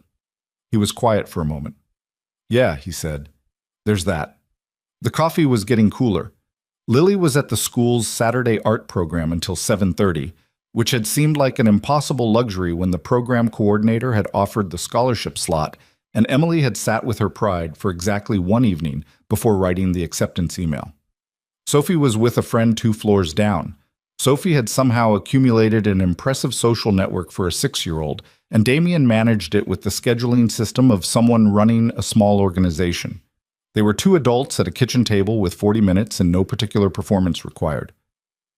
"My ex-wife used to say I was emotionally unavailable," Damien said, out of nowhere, or not out of nowhere, out of the conversation they'd been building for 4 months without naming it. "She wasn't wrong. I was present in every logistical way and absent in the ways that matter." He looked at the mug. "I've thought about that a lot, about what available actually means." "What did you come up with?" Emily asked. "That it's not about grand gestures," he said. "It's about whether you show up for the small things, consistently." He paused. "The light, the step, the tap, those aren't... I wasn't doing those to impress you. I want to be clear about that." "I know," she said. And she did. That was the thing she'd finally accepted somewhere between the tap and the weather stripping, that there was no agenda. That was the most disarming part of him. She could defend against an agenda. She didn't know what to do with someone who simply, genuinely noticed what needed doing and did it. "What happened?" he asked. "If you want to tell me, the reason you run everything alone." She looked at the table, at the notebook with its lists and its numbers and the margin of her March plan. "Lily's father," she said. "We were together 4 years. He was reliable right until the moment he wasn't, and the moment he wasn't happened to be when Lily was 3 months old and I was 3 weeks back at work and we had rent due. She said it flat, factual, the way you tell a story you've carried long enough that the emotion has compressed into just the facts of it. He didn't leave dramatically. He just stopped being there, bit by bit. Until one day I realized I hadn't been able to count on him for 6 months, and I'd been managing without noticing because I was used to managing. That's a brutal way to find out, Damien said quietly. The worst part wasn't him, she said. The worst part was that I should have seen it, and I didn't.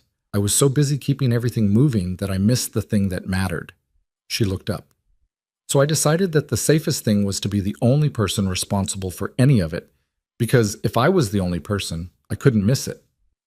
He was quiet. He didn't offer the standard responses, the "that makes sense" or the "you're so strong." He just sat with it. That logic works, he said finally, right up until it stops working. I know, she said.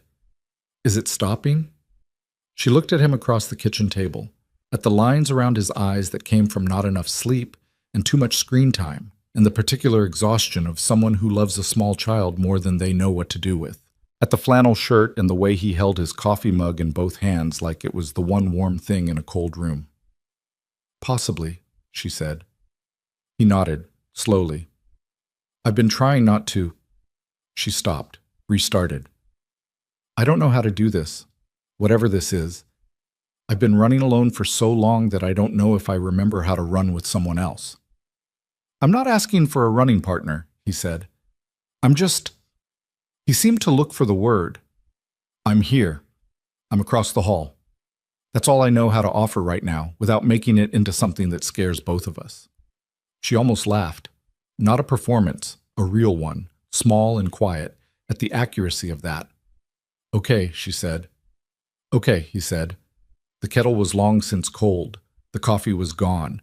The hallway outside was quiet. The new strip of weather stripping sealed properly against the door, the light above it steady and clear. She reached for the notebook. She opened it to the March list. She picked up the pen. She crossed off porch light. She crossed off door draft seal. She crossed off the step. She'd crossed off the tap weeks ago. She looked at what remained. The March budget line items. Gerald Park's folder. Lily's permission slip. The oil change the Civic needed in April. She looked at the list for a moment. Then she did something she almost never did. She turned to the back pages of the notebook, the ones that were blank, that she'd kept blank for the overflow of problems she couldn't solve yet. And she wrote one thing, not a problem, not a number, not a deadline. She wrote, "Ask for help when you need it." Then she closed the notebook. Damien was watching her. He'd seen her write something, not what. He didn't ask. Lily gets back at 7:30, she said. Sophie's back at 8. He stood, took his mug to the sink, rinsed it without being asked. She noticed that. He noticed her noticing. You don't have to. I know, he said. He took his toolbox. He went to the door. Emily, he said, with his hand on the frame. Yeah. Thank you for the coffee. Thank you for the door seal.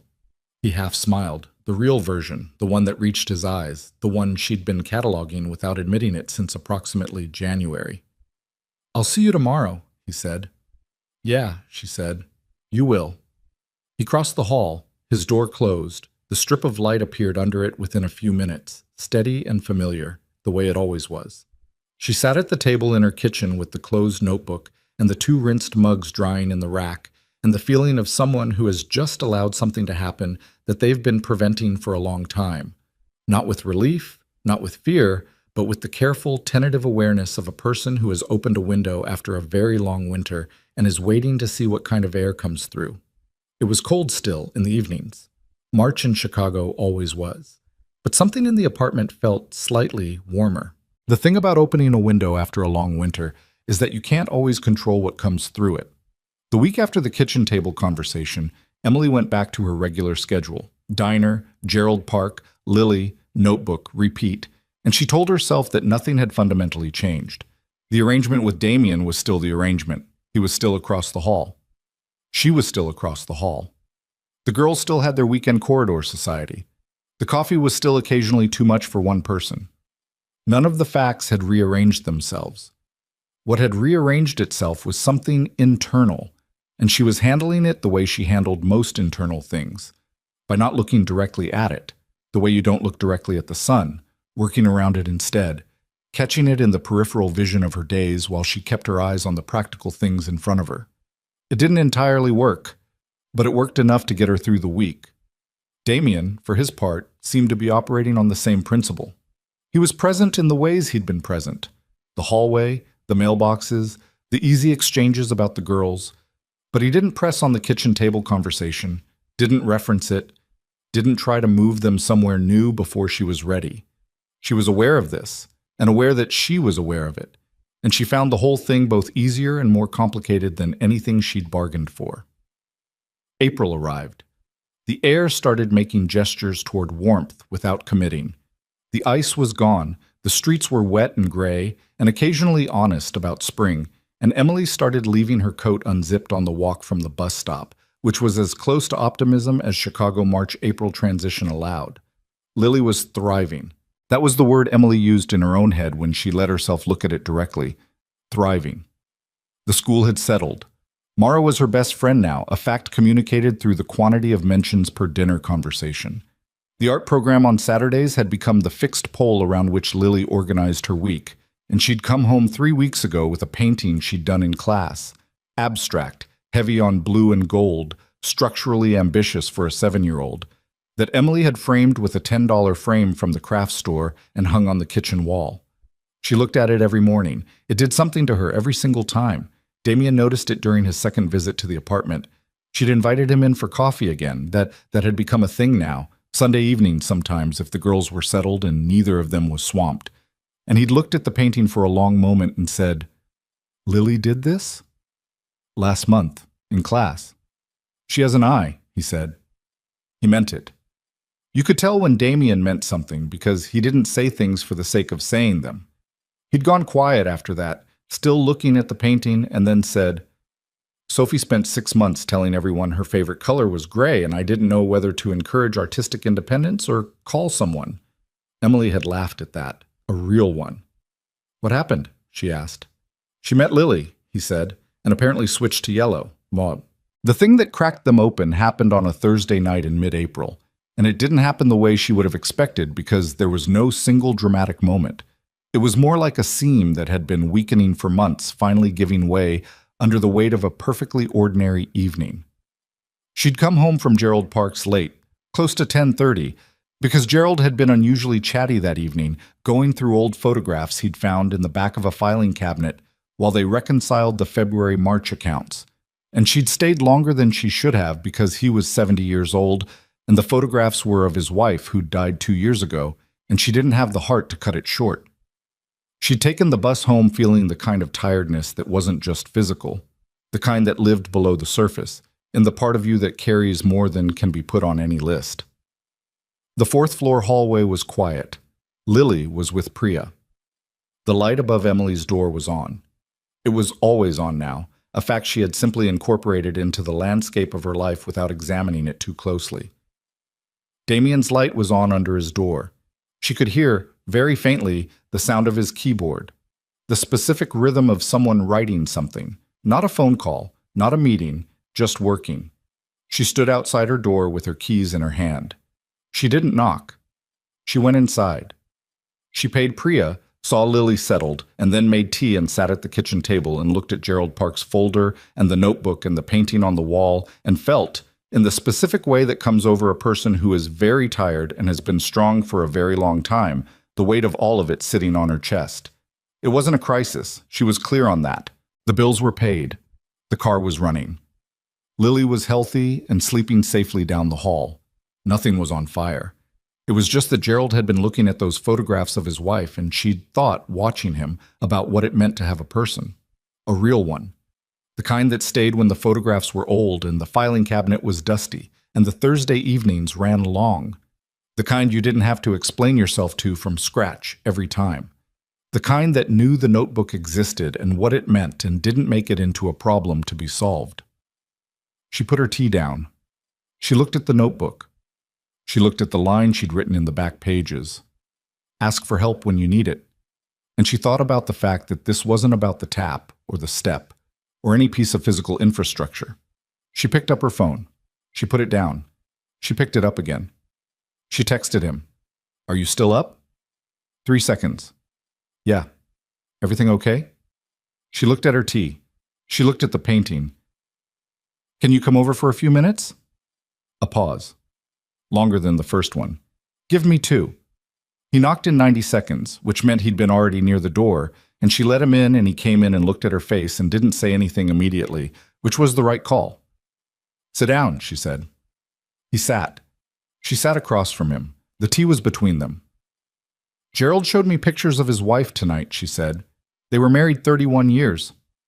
He mentioned her once, Damien said, at the mailboxes.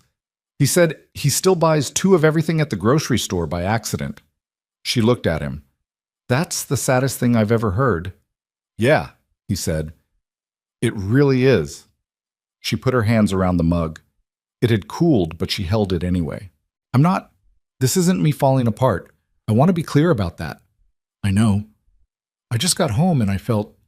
She stopped. She tried to find the word that was actually true. Lonely, she said. I felt lonely, and I noticed it, which I don't usually do because usually I'm too busy to notice it. He was quiet. He was looking at her with an expression she'd catalogued but never quite named. Attentive but not pitying, concerned but not projecting, there without requiring anything back from her. I've been lonely for a long time, she said. I built a whole system around not admitting it, because admitting it felt like a weakness I couldn't afford. She looked at the table. And then I moved in across from you and you were there, all the time, quietly, not making it into anything I had to manage. She looked up. And I don't know what to do with that. He held her gaze. You don't have to do anything with it. Damien, I mean it. You don't owe me a response or a decision or a whatever you think I'm expecting. He leaned forward slightly, elbows on the table. I'm going to tell you something and you can take it or leave it, and either way, I'm still across the hall tomorrow. She waited. I've been looking for reasons to see you, he said, since the day you moved in. The kitchen was very quiet. When you moved those boxes by yourself, he said, 3 trips, no elevator, and you had the lamp with the bent neck. I watched from my doorway and I thought, who is this person, and why does she look like she's been carrying things alone her entire life? He said it without drama, just how it was. And then I met you properly and I thought, I need to not do anything stupid here because this woman will close the door so fast I won't even see it happen. You were right, she said. It came out quieter than she intended. I know I was right. He almost smiled. So I just stayed. Did what I could from the hallway. Fixed the things I could reach. He looked at his hands. Not to make you need me. I want to be very clear about that. I never wanted you to need me. You don't need anyone. You've proved that 6 different ways. He looked up. I just wanted to be somewhere near you. That's the whole of it. She sat with that. She sat with it for long enough that most people would have filled the silence with something. He didn't.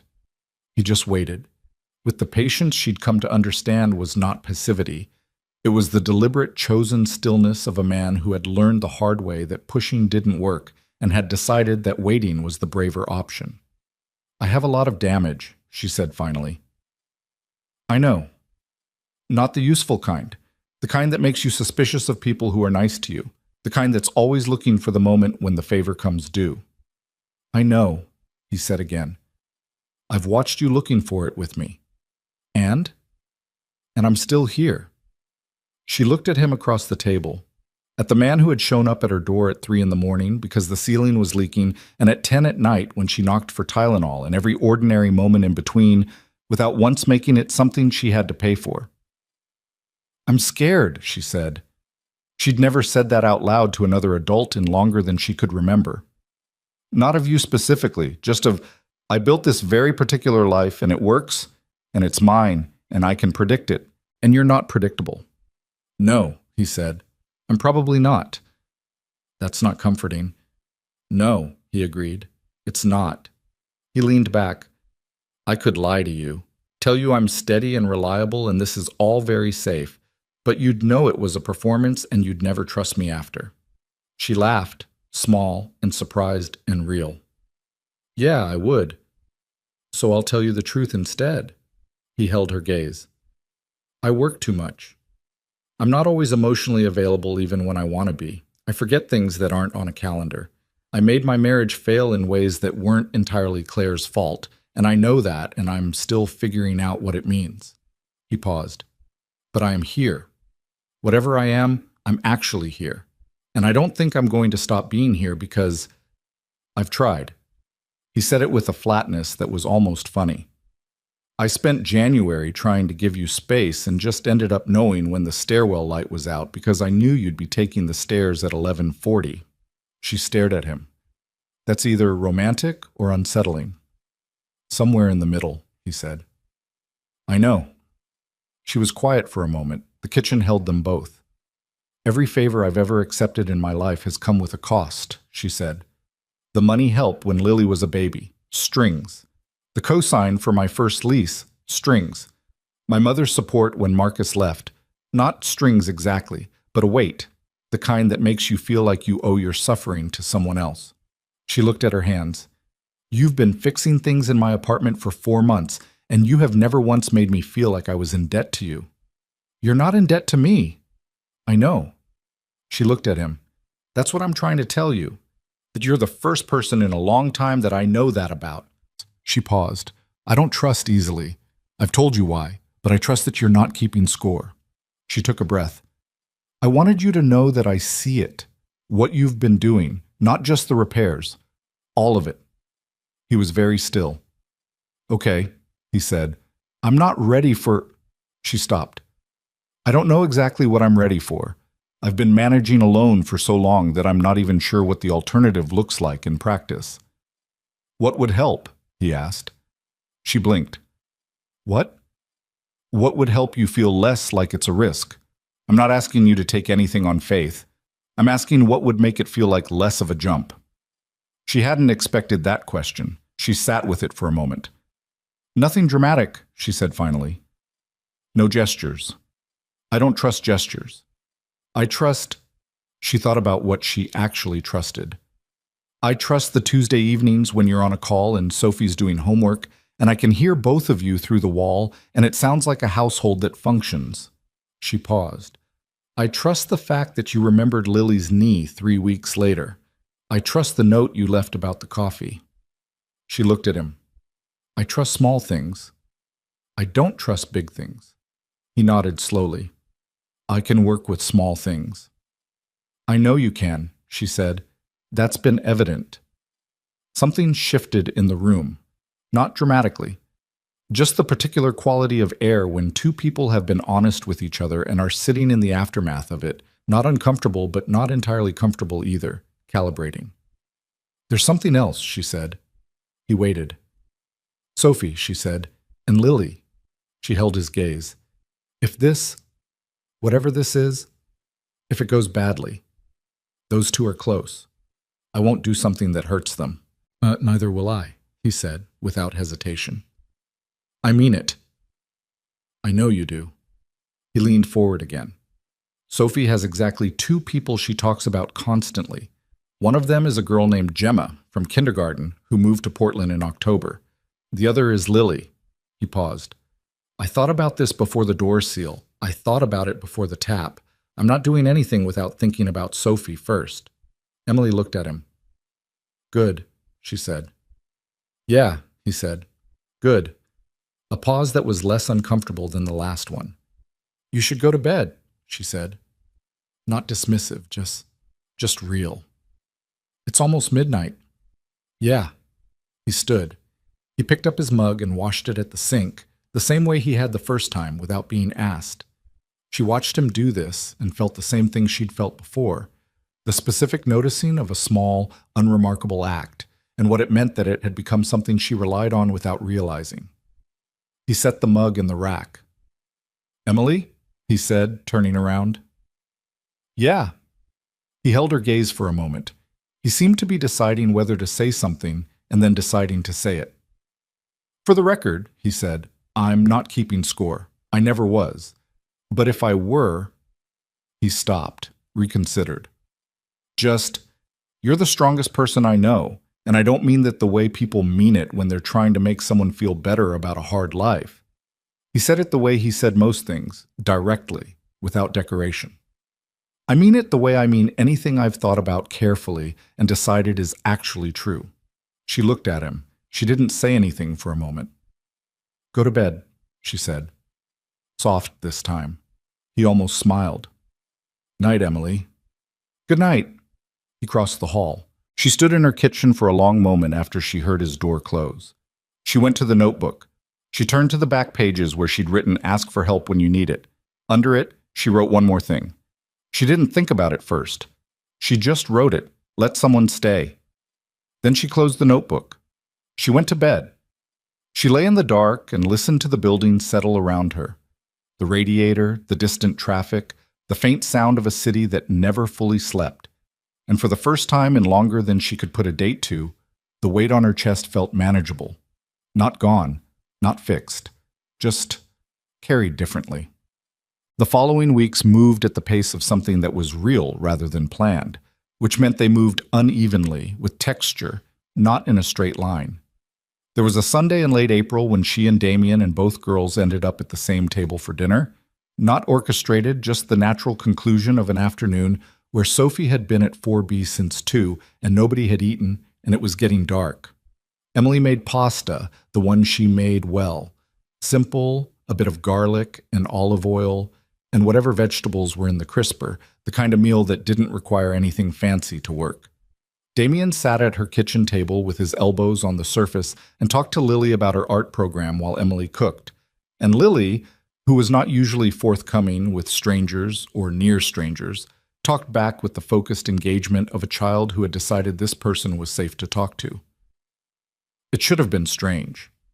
4 people in a small kitchen, the steam from the pasta, the lamp with the bent neck casting its usual slightly left-of-center light over the table. It wasn't strange. That was the part she kept returning to. Sophie helped set the table.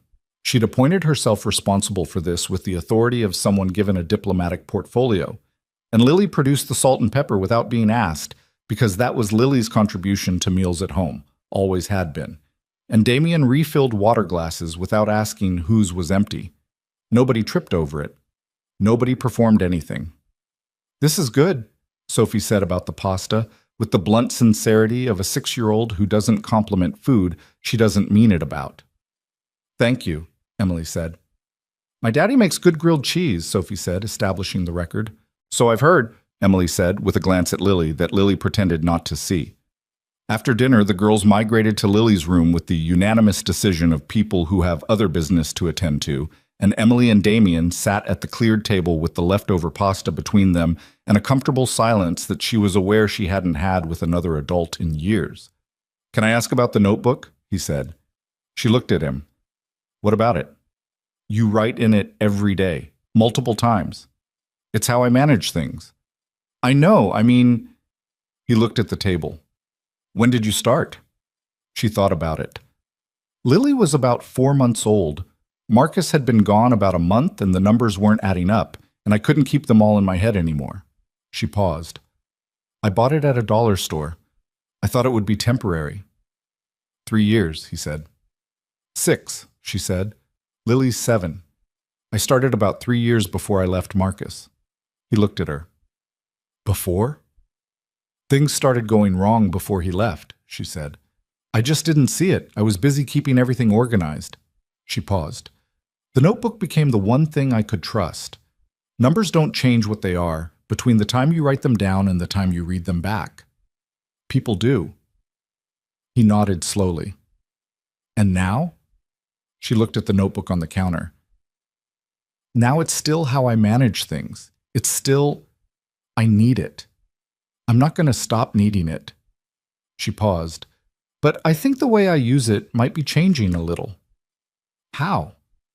She thought about the entries in the back pages, the 2 lines she'd written alone at midnight, not a budget item, not a repair note, just something true. I used to put everything in it, she said. Every problem, every plan, every variable I needed to control. She looked at him. I think I'm starting to understand that some things don't go in the notebook. He held her gaze. What kind of things? The kind you can't control, she said, and maybe shouldn't try to. He was quiet for a moment. That's significant, he said. Don't make it into a thing.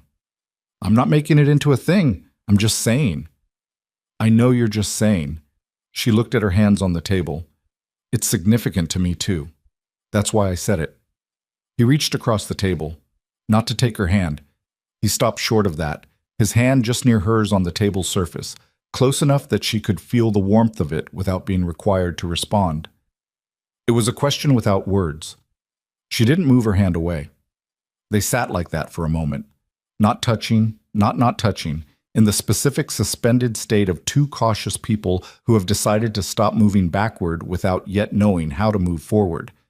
And the apartment was quiet around them, and the lamp cast its slightly left-of-center light. And somewhere down the hall, Lily and Sophie were conducting their private world with the assurance of children who do not worry about the same things their parents do. May arrived, and the city remembered it was supposed to be capable of warmth. The lake smell came back in the mornings, the particular sharp, fresh smell of Chicago spring that was nothing like anywhere else, and that Emily, who had grown up 200 miles south, had come to love in the specific way you love a thing that surprised you. She started leaving her window open at night. Small thing. Damien noticed. He mentioned it once, passing in the hall, that he could hear the city better now, something in the building acoustics. She said the same. They stood in the hallway for a moment longer than the sentence required, which was its own kind of comment on where they were. She told Lily on a Wednesday evening in early May that she and Damien were friends. She started with friends because it was the truest word she had, and because Lily was 7 and the conversation didn't need to be complicated. Lily looked at her for a moment with the serious face she'd inherited. He likes you, she said. Sophie told me. Emily went very still. What exactly did Sophie say? That her dad talks about you sometimes when she's supposed to be asleep. Lily picked up her fork. She wasn't fully asleep. Emily looked at her pasta. What does he say? Lily shrugged with the exquisite casualness of a child in possession of valuable information. Just your name, and stuff about the building. She paused. And that you're smart. Emily did not know what to do with her face, so she took a drink of water. Is he your boyfriend? Lily asked, with the practical directness of a 7-year-old who has decided the social niceties are wasting time. No, Emily said. Is he going to be? Lily, I'm just asking. I know you're just asking. Emily looked at her daughter. The 7-year-old who made lists like her mother and had her mother's serious eyes and had been carrying the particular shape of their small family with her since before she was old enough to know what shape it was. I don't know yet, she said honestly. Lily considered this. She seemed to find it acceptable. Sophie wants us to be sisters, she said, returning to her pasta. Emily looked at her. You can't just... That's not how that works. I know, she knows. She just wants to. Lily ate a bite. I told her we're basically already friends that live near each other, which is almost the same. Emily looked at her daughter. That was very wise, she said. I know, Lily said simply. I get it from you. Emily did the thing she almost never did in front of Lily. She let her eyes go wet, just briefly, just for a second, before she blinked it back and picked up her fork and said, Eat your vegetables, with the authority of a woman in full control of herself. She was not in full control of herself, but she was getting better at acknowledging that. It was a Saturday evening in the middle of May when it became real in a way that no longer required footnotes or qualifications. The girls had been asleep for an hour. Sophie had stayed over for the first time, the two of them in Lily's room, an arrangement that had required a sleeping bag and a negotiation about the nightlight setting, and then no further assistance. Emily and Damien had ordered Thai food. She'd let him pay, which was its own small revolution in the internal governance of Emily Parker. And they were on the couch, the takeout containers between them on the coffee table, the window open to the May night air. They'd been talking about something unremarkable. Gerald Park's plans to retire, what that meant for Emily's Thursday arrangement, And then they hadn't been talking, just sitting in the particular comfortable silence of people who have stopped needing to fill the space. He was close enough that she could feel the warmth of him along her left side. She was aware of this. She'd been aware of it for about 20 minutes. "I've been thinking," she said. "Yeah?" "About what you said. That you've been trying to give me space and ended up knowing the stairwell schedule anyway." He looked at her. That confession was meant to be charming, not alarming. "It was both," she said. "That's the problem with you." She turned slightly so she was looking at him properly. "You're not what I expected." "What did you expect?" "Someone with an agenda, or someone who got bored when I didn't make it easy." She paused. "Most people don't stay when things are complicated." "I have a 6-year-old and a company," he said. "Complicated is my default." "That's not what I mean." "I know." He looked at her. "What do you mean?" "I mean—" She stopped. She thought about the notebook, about the 2 entries in the back pages, about the words someone he'd said in the hallway in February and how she'd lain awake thinking about it, about Gerald Park and his photographs in 31 years, about Lily's face across the dinner table, about the way the apartment felt different now than it had in October, not because anything structural had changed, but because something about the weight of it had shifted. She looked at Damian Sterling on her second-hand couch in her small kitchen-adjacent living room with the takeout containers between them and the city coming in through the window and his reading glasses on top of his head because he'd never taken them off from whatever he'd been looking at before she invited him over. And she thought about how entirely unromantic and entirely real this was. "I'm done running the other direction," she said. He was quiet. "That's all," she said. "I'm not making any promises about how fast or what it looks like. I'm just telling you I'm done pointing myself away from it." He held her gaze for a long moment. "Okay," he said. "Okay," she said. He reached over and moved the takeout containers to the table. He leaned back on the couch. She leaned back next to him. Their shoulders were touching. Neither of them moved away. The window let in the city, the distant sound of traffic, someone's music 2 blocks over, the particular ambient hum of a place that was always, under everything, alive. The lamp with the bent neck did its slightly off-angle thing. The notebook was on the counter, closed. She was not reaching for it. She turned her head slightly and looked at the side of his face. The jaw she'd cataloged since October, the dark hair that still needed a cut, the lines beside his eye that came from everything he'd carried and hadn't managed to put down yet. He was looking at the middle distance, thinking something she wasn't privy to, which was fine. He was allowed. "Hey," she said. He turned to look at her. She didn't say anything. She just looked at him for a moment, at the realness of him, the imperfect and complicated and genuinely there-ness of him. And she felt the wall she'd maintained for 6 years do something she hadn't planned for. Not fall. She'd have noticed a fall. It just stopped holding quite so tight. And she found, sitting in that small gap between held and let go, that she could breathe slightly easier than she had in longer than she could account for. She didn't say any of this. She wasn't going to say any of this tonight, maybe not for a while. There were things you could only approach slowly, the way you approach something you're not sure will stay. Carefully, without sudden moves, one honest step at a time. But she was moving toward it. That was new. That was real. And somewhere down the hall, in a room with a borrowed sleeping bag and a compromised nightlight setting, 2 little girls slept in the uncomplicated certainty that the adults had things handled, which wasn't entirely true and never fully was, but was true enough. Tonight, that nobody had to carry it alone. The city breathed through the window. The lamp held its bent angle. The wall held its new, slightly less than solid shape. Emily Parker sat with her shoulder against Damian Sterling's and did not reach for the notebook. It was a small thing. It was the biggest thing she'd done in years. The summer came the way Chicago summers do.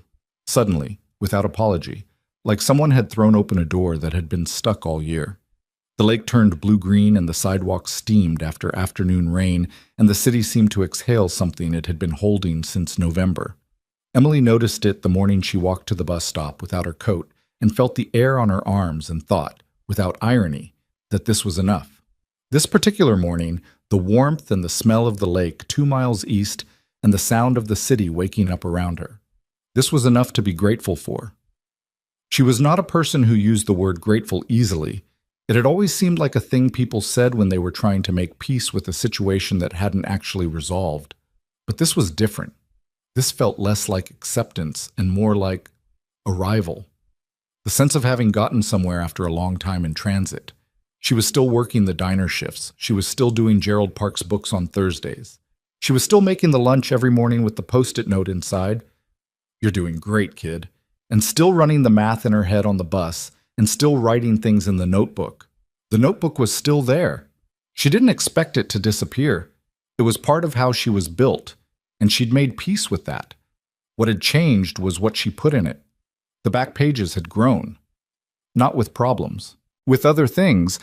Lily's quote from school on a Tuesday that she hadn't wanted to lose, the name of the paint color Sophie had decided was her new favorite. Lily had correctly identified it as a shade of yellow.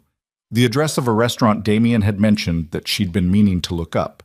A note to herself in the margin, in handwriting that looked slightly different from her budget entries, like it had been written more slowly. "You don't have to earn your place here." She'd written that one on a Thursday night after Gerald Park had told her, packing up his ledger folder, that she was the best thing that had happened to his books in 30 years. She'd thanked him. She'd walked to the bus stop. She'd stood there in the early June evening and thought about what it meant to receive a compliment without immediately calculating what it cost. She was getting better at that. Slowly. Damien had not pushed for anything she hadn't offered first. That was still the operating principle between them, and she was still the one who set the pace, which was still slower than he would probably have moved if left to his own devices. She knew this. She wasn't naive about it. But he never made her feel the gap.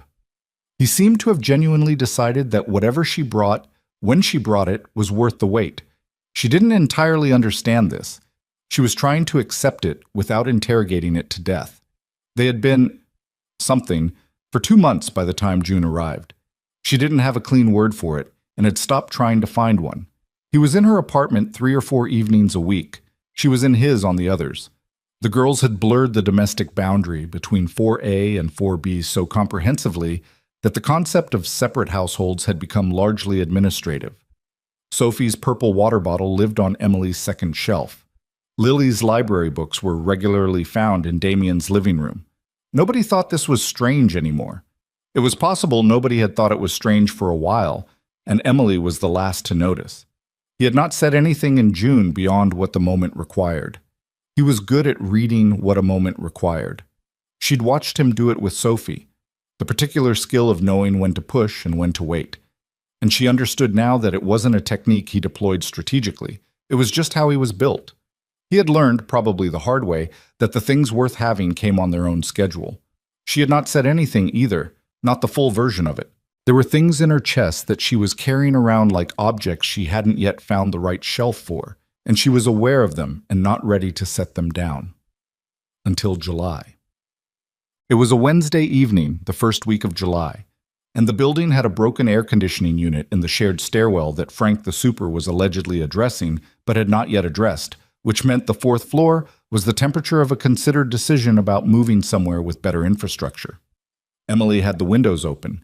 Damien had the windows open. The sounds of both apartments mixed in the hallway with the lazy ease of things that had stopped maintaining careful separations. The girls were in Lily's room conducting some kind of creative project that involved paper, scissors, and a level of operational security that suggested they didn't want adult input. Every so often there was the sound of Sophie laughing at something, a particular high, bright sound that Emily had come to love without deciding to. She and Damien were in her kitchen. She was making iced tea because the heat made coffee feel like a bad decision. And he'd mentioned in passing that he hadn't had good iced tea since visiting his grandmother in Georgia when he was 12, which was such a specific and human detail that she'd gone to the store that morning and bought the loose-leaf kind, not the packets. He was sitting at the kitchen table watching her make it.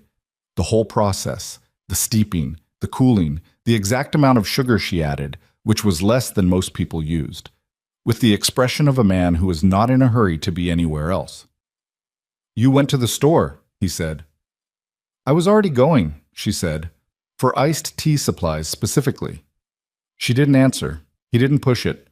She brought both glasses to the table and sat down, and they drank the iced tea, and it was genuinely quite good, and he said so without making a performance of it. "I want to tell you something," she said. He set his glass down. He gave her his full attention the way he did. Not tense, not bracing, just open. "When I moved in here," she said, "I had a specific plan. I was going to get through the year, pay down the debt from the last place, get Lily settled in school, build the buffer fund back up to 3 months. Then I was going to start looking at whether I could qualify for a small business loan and take Gerald Park's bookkeeping into something bigger." She paused. "That was the whole plan. That was the entire horizon." "Okay," he said. "I didn't have room in the plan for anything I couldn't control." She looked at the glass in her hands. "I had decided, basically, that personal things were a variable I couldn't afford, that they cost more than they returned, that the math never worked out." He was quiet. "I was wrong about the math," she said. He looked at her across the table. Something in his expression shifted. Not surprise, because she thought he'd been patient enough that he no longer expected to be surprised by her, but something more careful than that. Something that looked, if she was reading it right, like relief. "How wrong?" he asked, quietly. "Pretty significantly wrong," she said. She looked at him. I keep trying to find the right way to say this that doesn't sound like either a greeting card or a deposition, and I haven't found it, so I'm just going to say it the way it actually is." "Please," he said. "I love you," she said. "I don't know exactly when that happened, and I can't tell you what column of the notebook it belongs to. It's just true.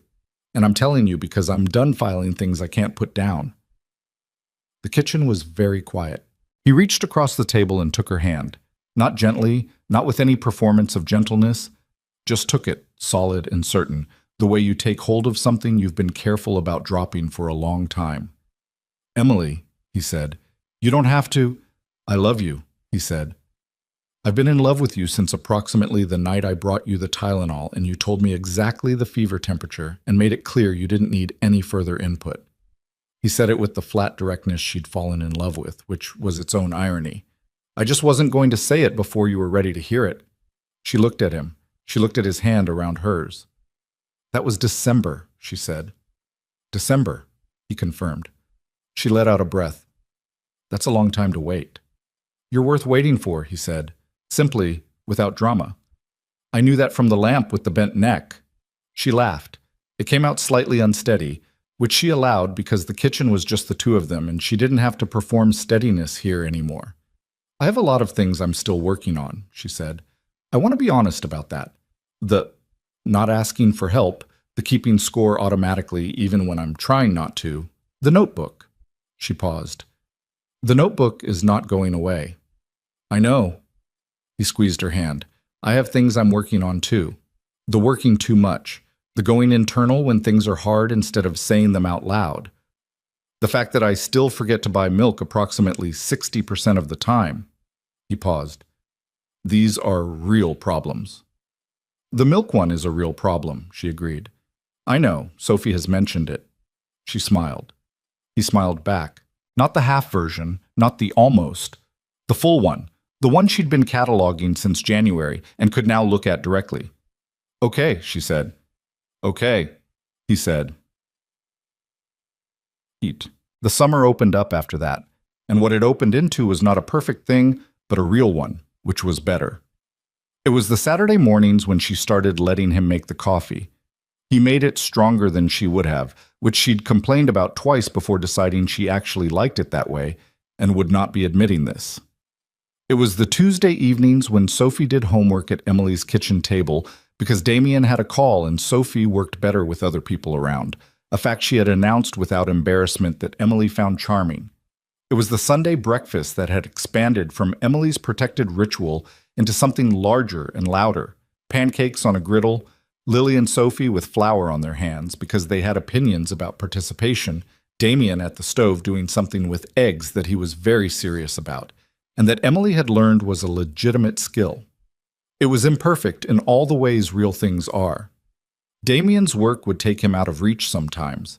A 3-day stretch in August when he was in New York for meetings, and the hallway felt quieter than she'd expected, and she'd realized with the mild alarm of someone who preferred not to need things that she'd gotten used to him being there. She'd told him this when he got back, standing in the hallway while Sophie and Lily greeted each other like soldiers returning from distant campaigns. "Good," he'd said. "I was worried you hadn't noticed I was gone." "I always notice," she said. "I've been noticing you since October." "I know," he said. "I know you have. There were harder patches too, because there always are." A week in mid-August, when a deal Damien had been working for 3 months fell through, and he came home with the specific flatness of a person who has absorbed a professional loss and hasn't processed it yet, and he was quiet in a way that pulled inward, and she recognized it because she'd made the same move herself approximately 100 times. She knocked on his door that night with a container of leftovers and said, "Eat something," and sat with him at his kitchen table while he talked through it, not fixing it, not offering solutions, just being present in the way he'd been present with her through 7 months of her own complications. He'd looked at her at some point in the middle of it and said, "I'm not very good at this." And she'd said, "I know, neither am I. We're figuring it out." And that was the truth of it, and it was enough. The miscommunications happened too because they were two adults who had both spent years managing everything alone and had different instincts about how to share space.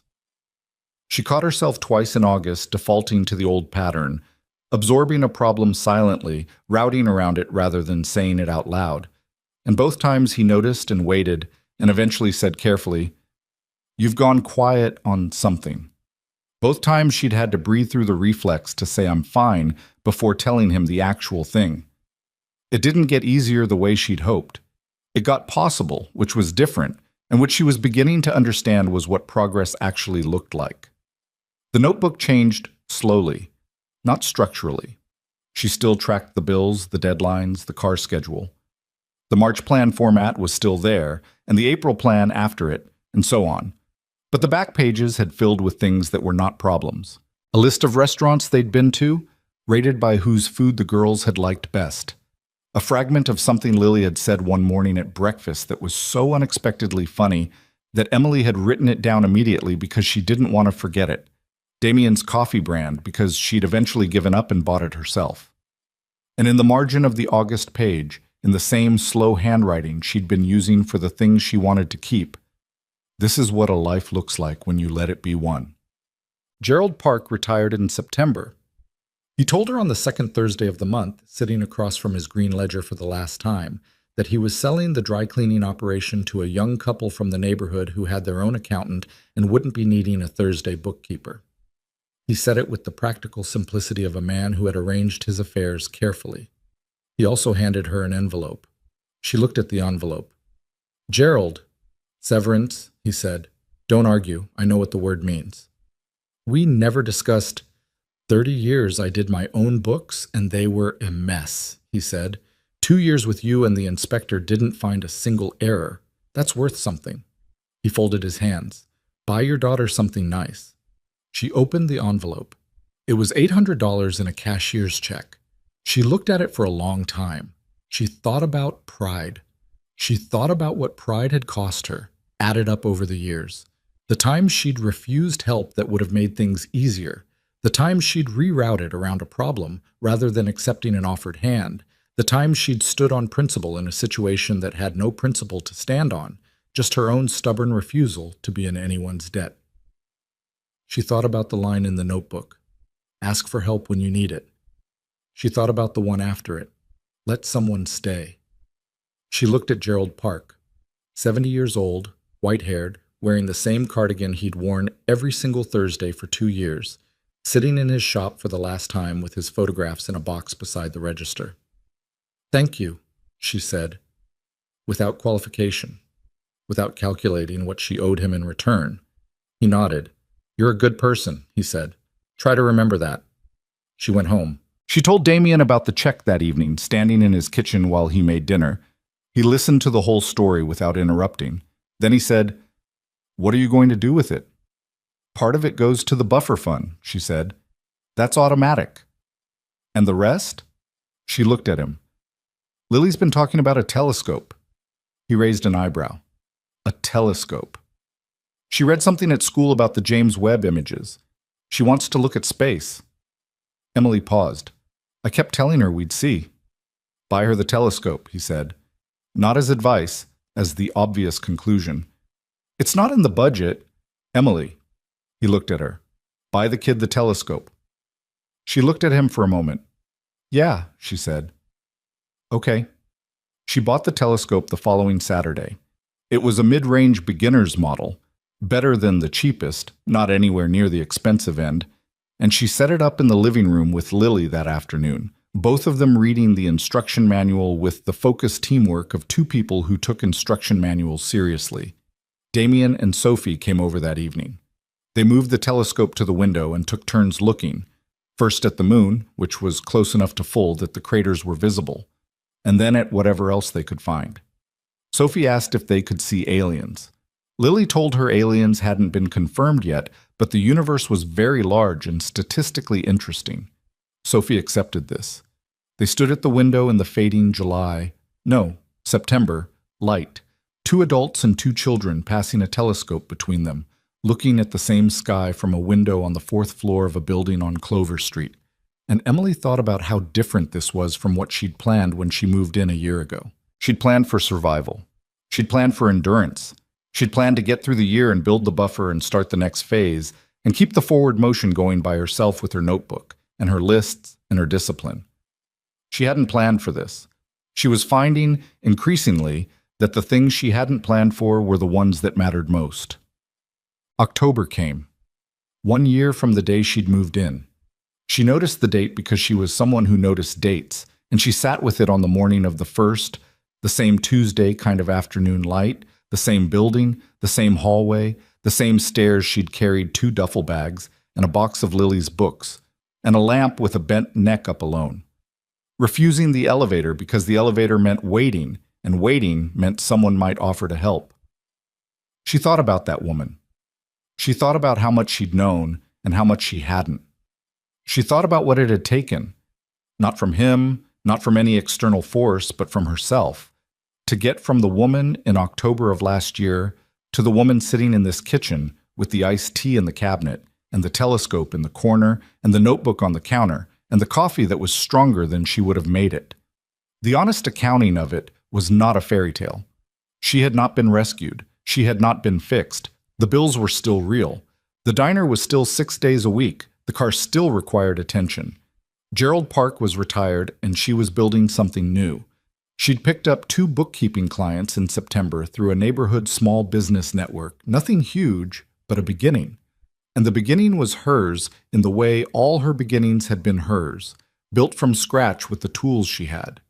The difference was that she was building it in a life that had more in it, more people, more noise in the hallway, more grilled cheese that wasn't hers, more Sunday mornings that were too full and slightly too loud and not what she'd protected and entirely what she'd needed. Damien knocked on her door at 8 that morning.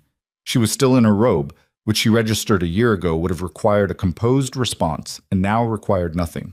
And he was holding 2 coffees from the cart on the corner, not the cafe, because he was still that person and probably always would be, and he said, 1 year. 1 year, she said, taking the coffee. How are you doing with it? She thought about the question. She thought about the answer she would have given a year ago. Fine, I'm handling it. And she thought about the answer she had now. Better than I expected, she said. Worse than I planned. He looked at her. Is that good or bad? Both. She held the coffee. The plan was too small. That's the thing I keep coming back to. She looked at him. I had a plan that was exactly the size of what I could guarantee, and everything outside the plan felt like a risk I couldn't afford. She paused. And then you moved things around in my hallway without asking, and I moved things in your hallway? Metaphorically, she said.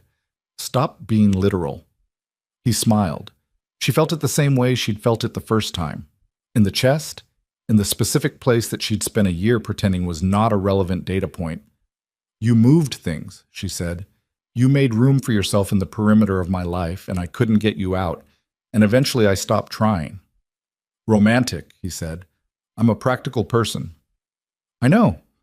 He leaned against her doorframe, the doorframe with the properly sealed weather stripping, the one he'd pressed flat on a Saturday afternoon while she came home from the diner and found him there and finally stopped running the other direction. I have something I want to ask you. Okay. He held her gaze. He was not nervous. She would have been able to tell if he was nervous. She knew every register of him by now. But he was serious in a way that was slightly different from his regular serious. Sophie has been asking me for 6 months, he said, whether we could all live together. Emily went still. She hasn't asked you? She asked Lily, Emily said. Lily told me. I didn't... She stopped. I didn't know what to do with it. Neither did I, he said. I told her it was a complicated question for adults. She told me that complicated questions for adults are usually just questions that adults are scared of. He paused. She's 7. 6. She turned 7 in August. Emily looked at him. She's 7 and she's right. She is, he said. She usually is. It's extremely annoying. He held her gaze. I'm not asking you to make a decision this morning. I'm not asking you to make a decision this month. I'm just telling you that it's a question I have, and Sophie has, and I think Lily has, and I wanted to stop pretending it wasn't there. You're good at that, she said, saying the thing instead of pretending it isn't there. I learned from someone, he said. She looked at him. She thought about the question, the practical version, what it meant logistically, financially, in terms of the girls and the school and the building and the space and all the variables she could account for. And then she did something she'd been practicing for a year. She let the practical version go, just for a moment.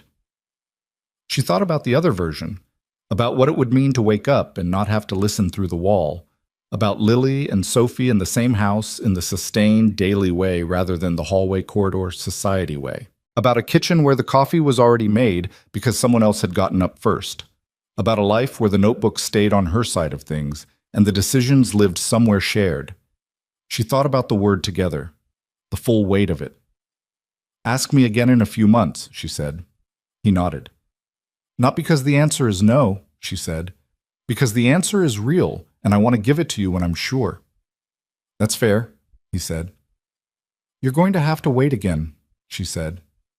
You're worth waiting for, he said. Same words as July, still true. She rolled her eyes, which was new.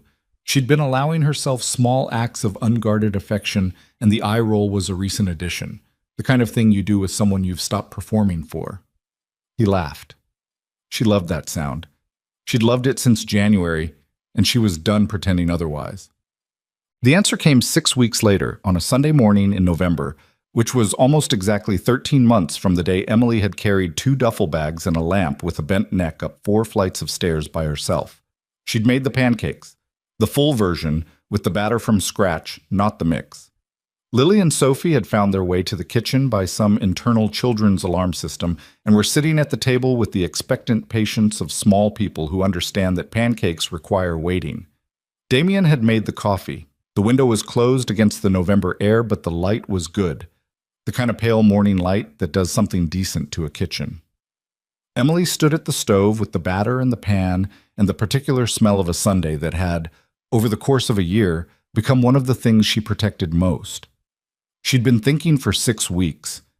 She'd been putting things in the notebook, not a budget, not a plan, but something closer to an accounting of what was true, what she needed, what Lily needed, what she was afraid of and why.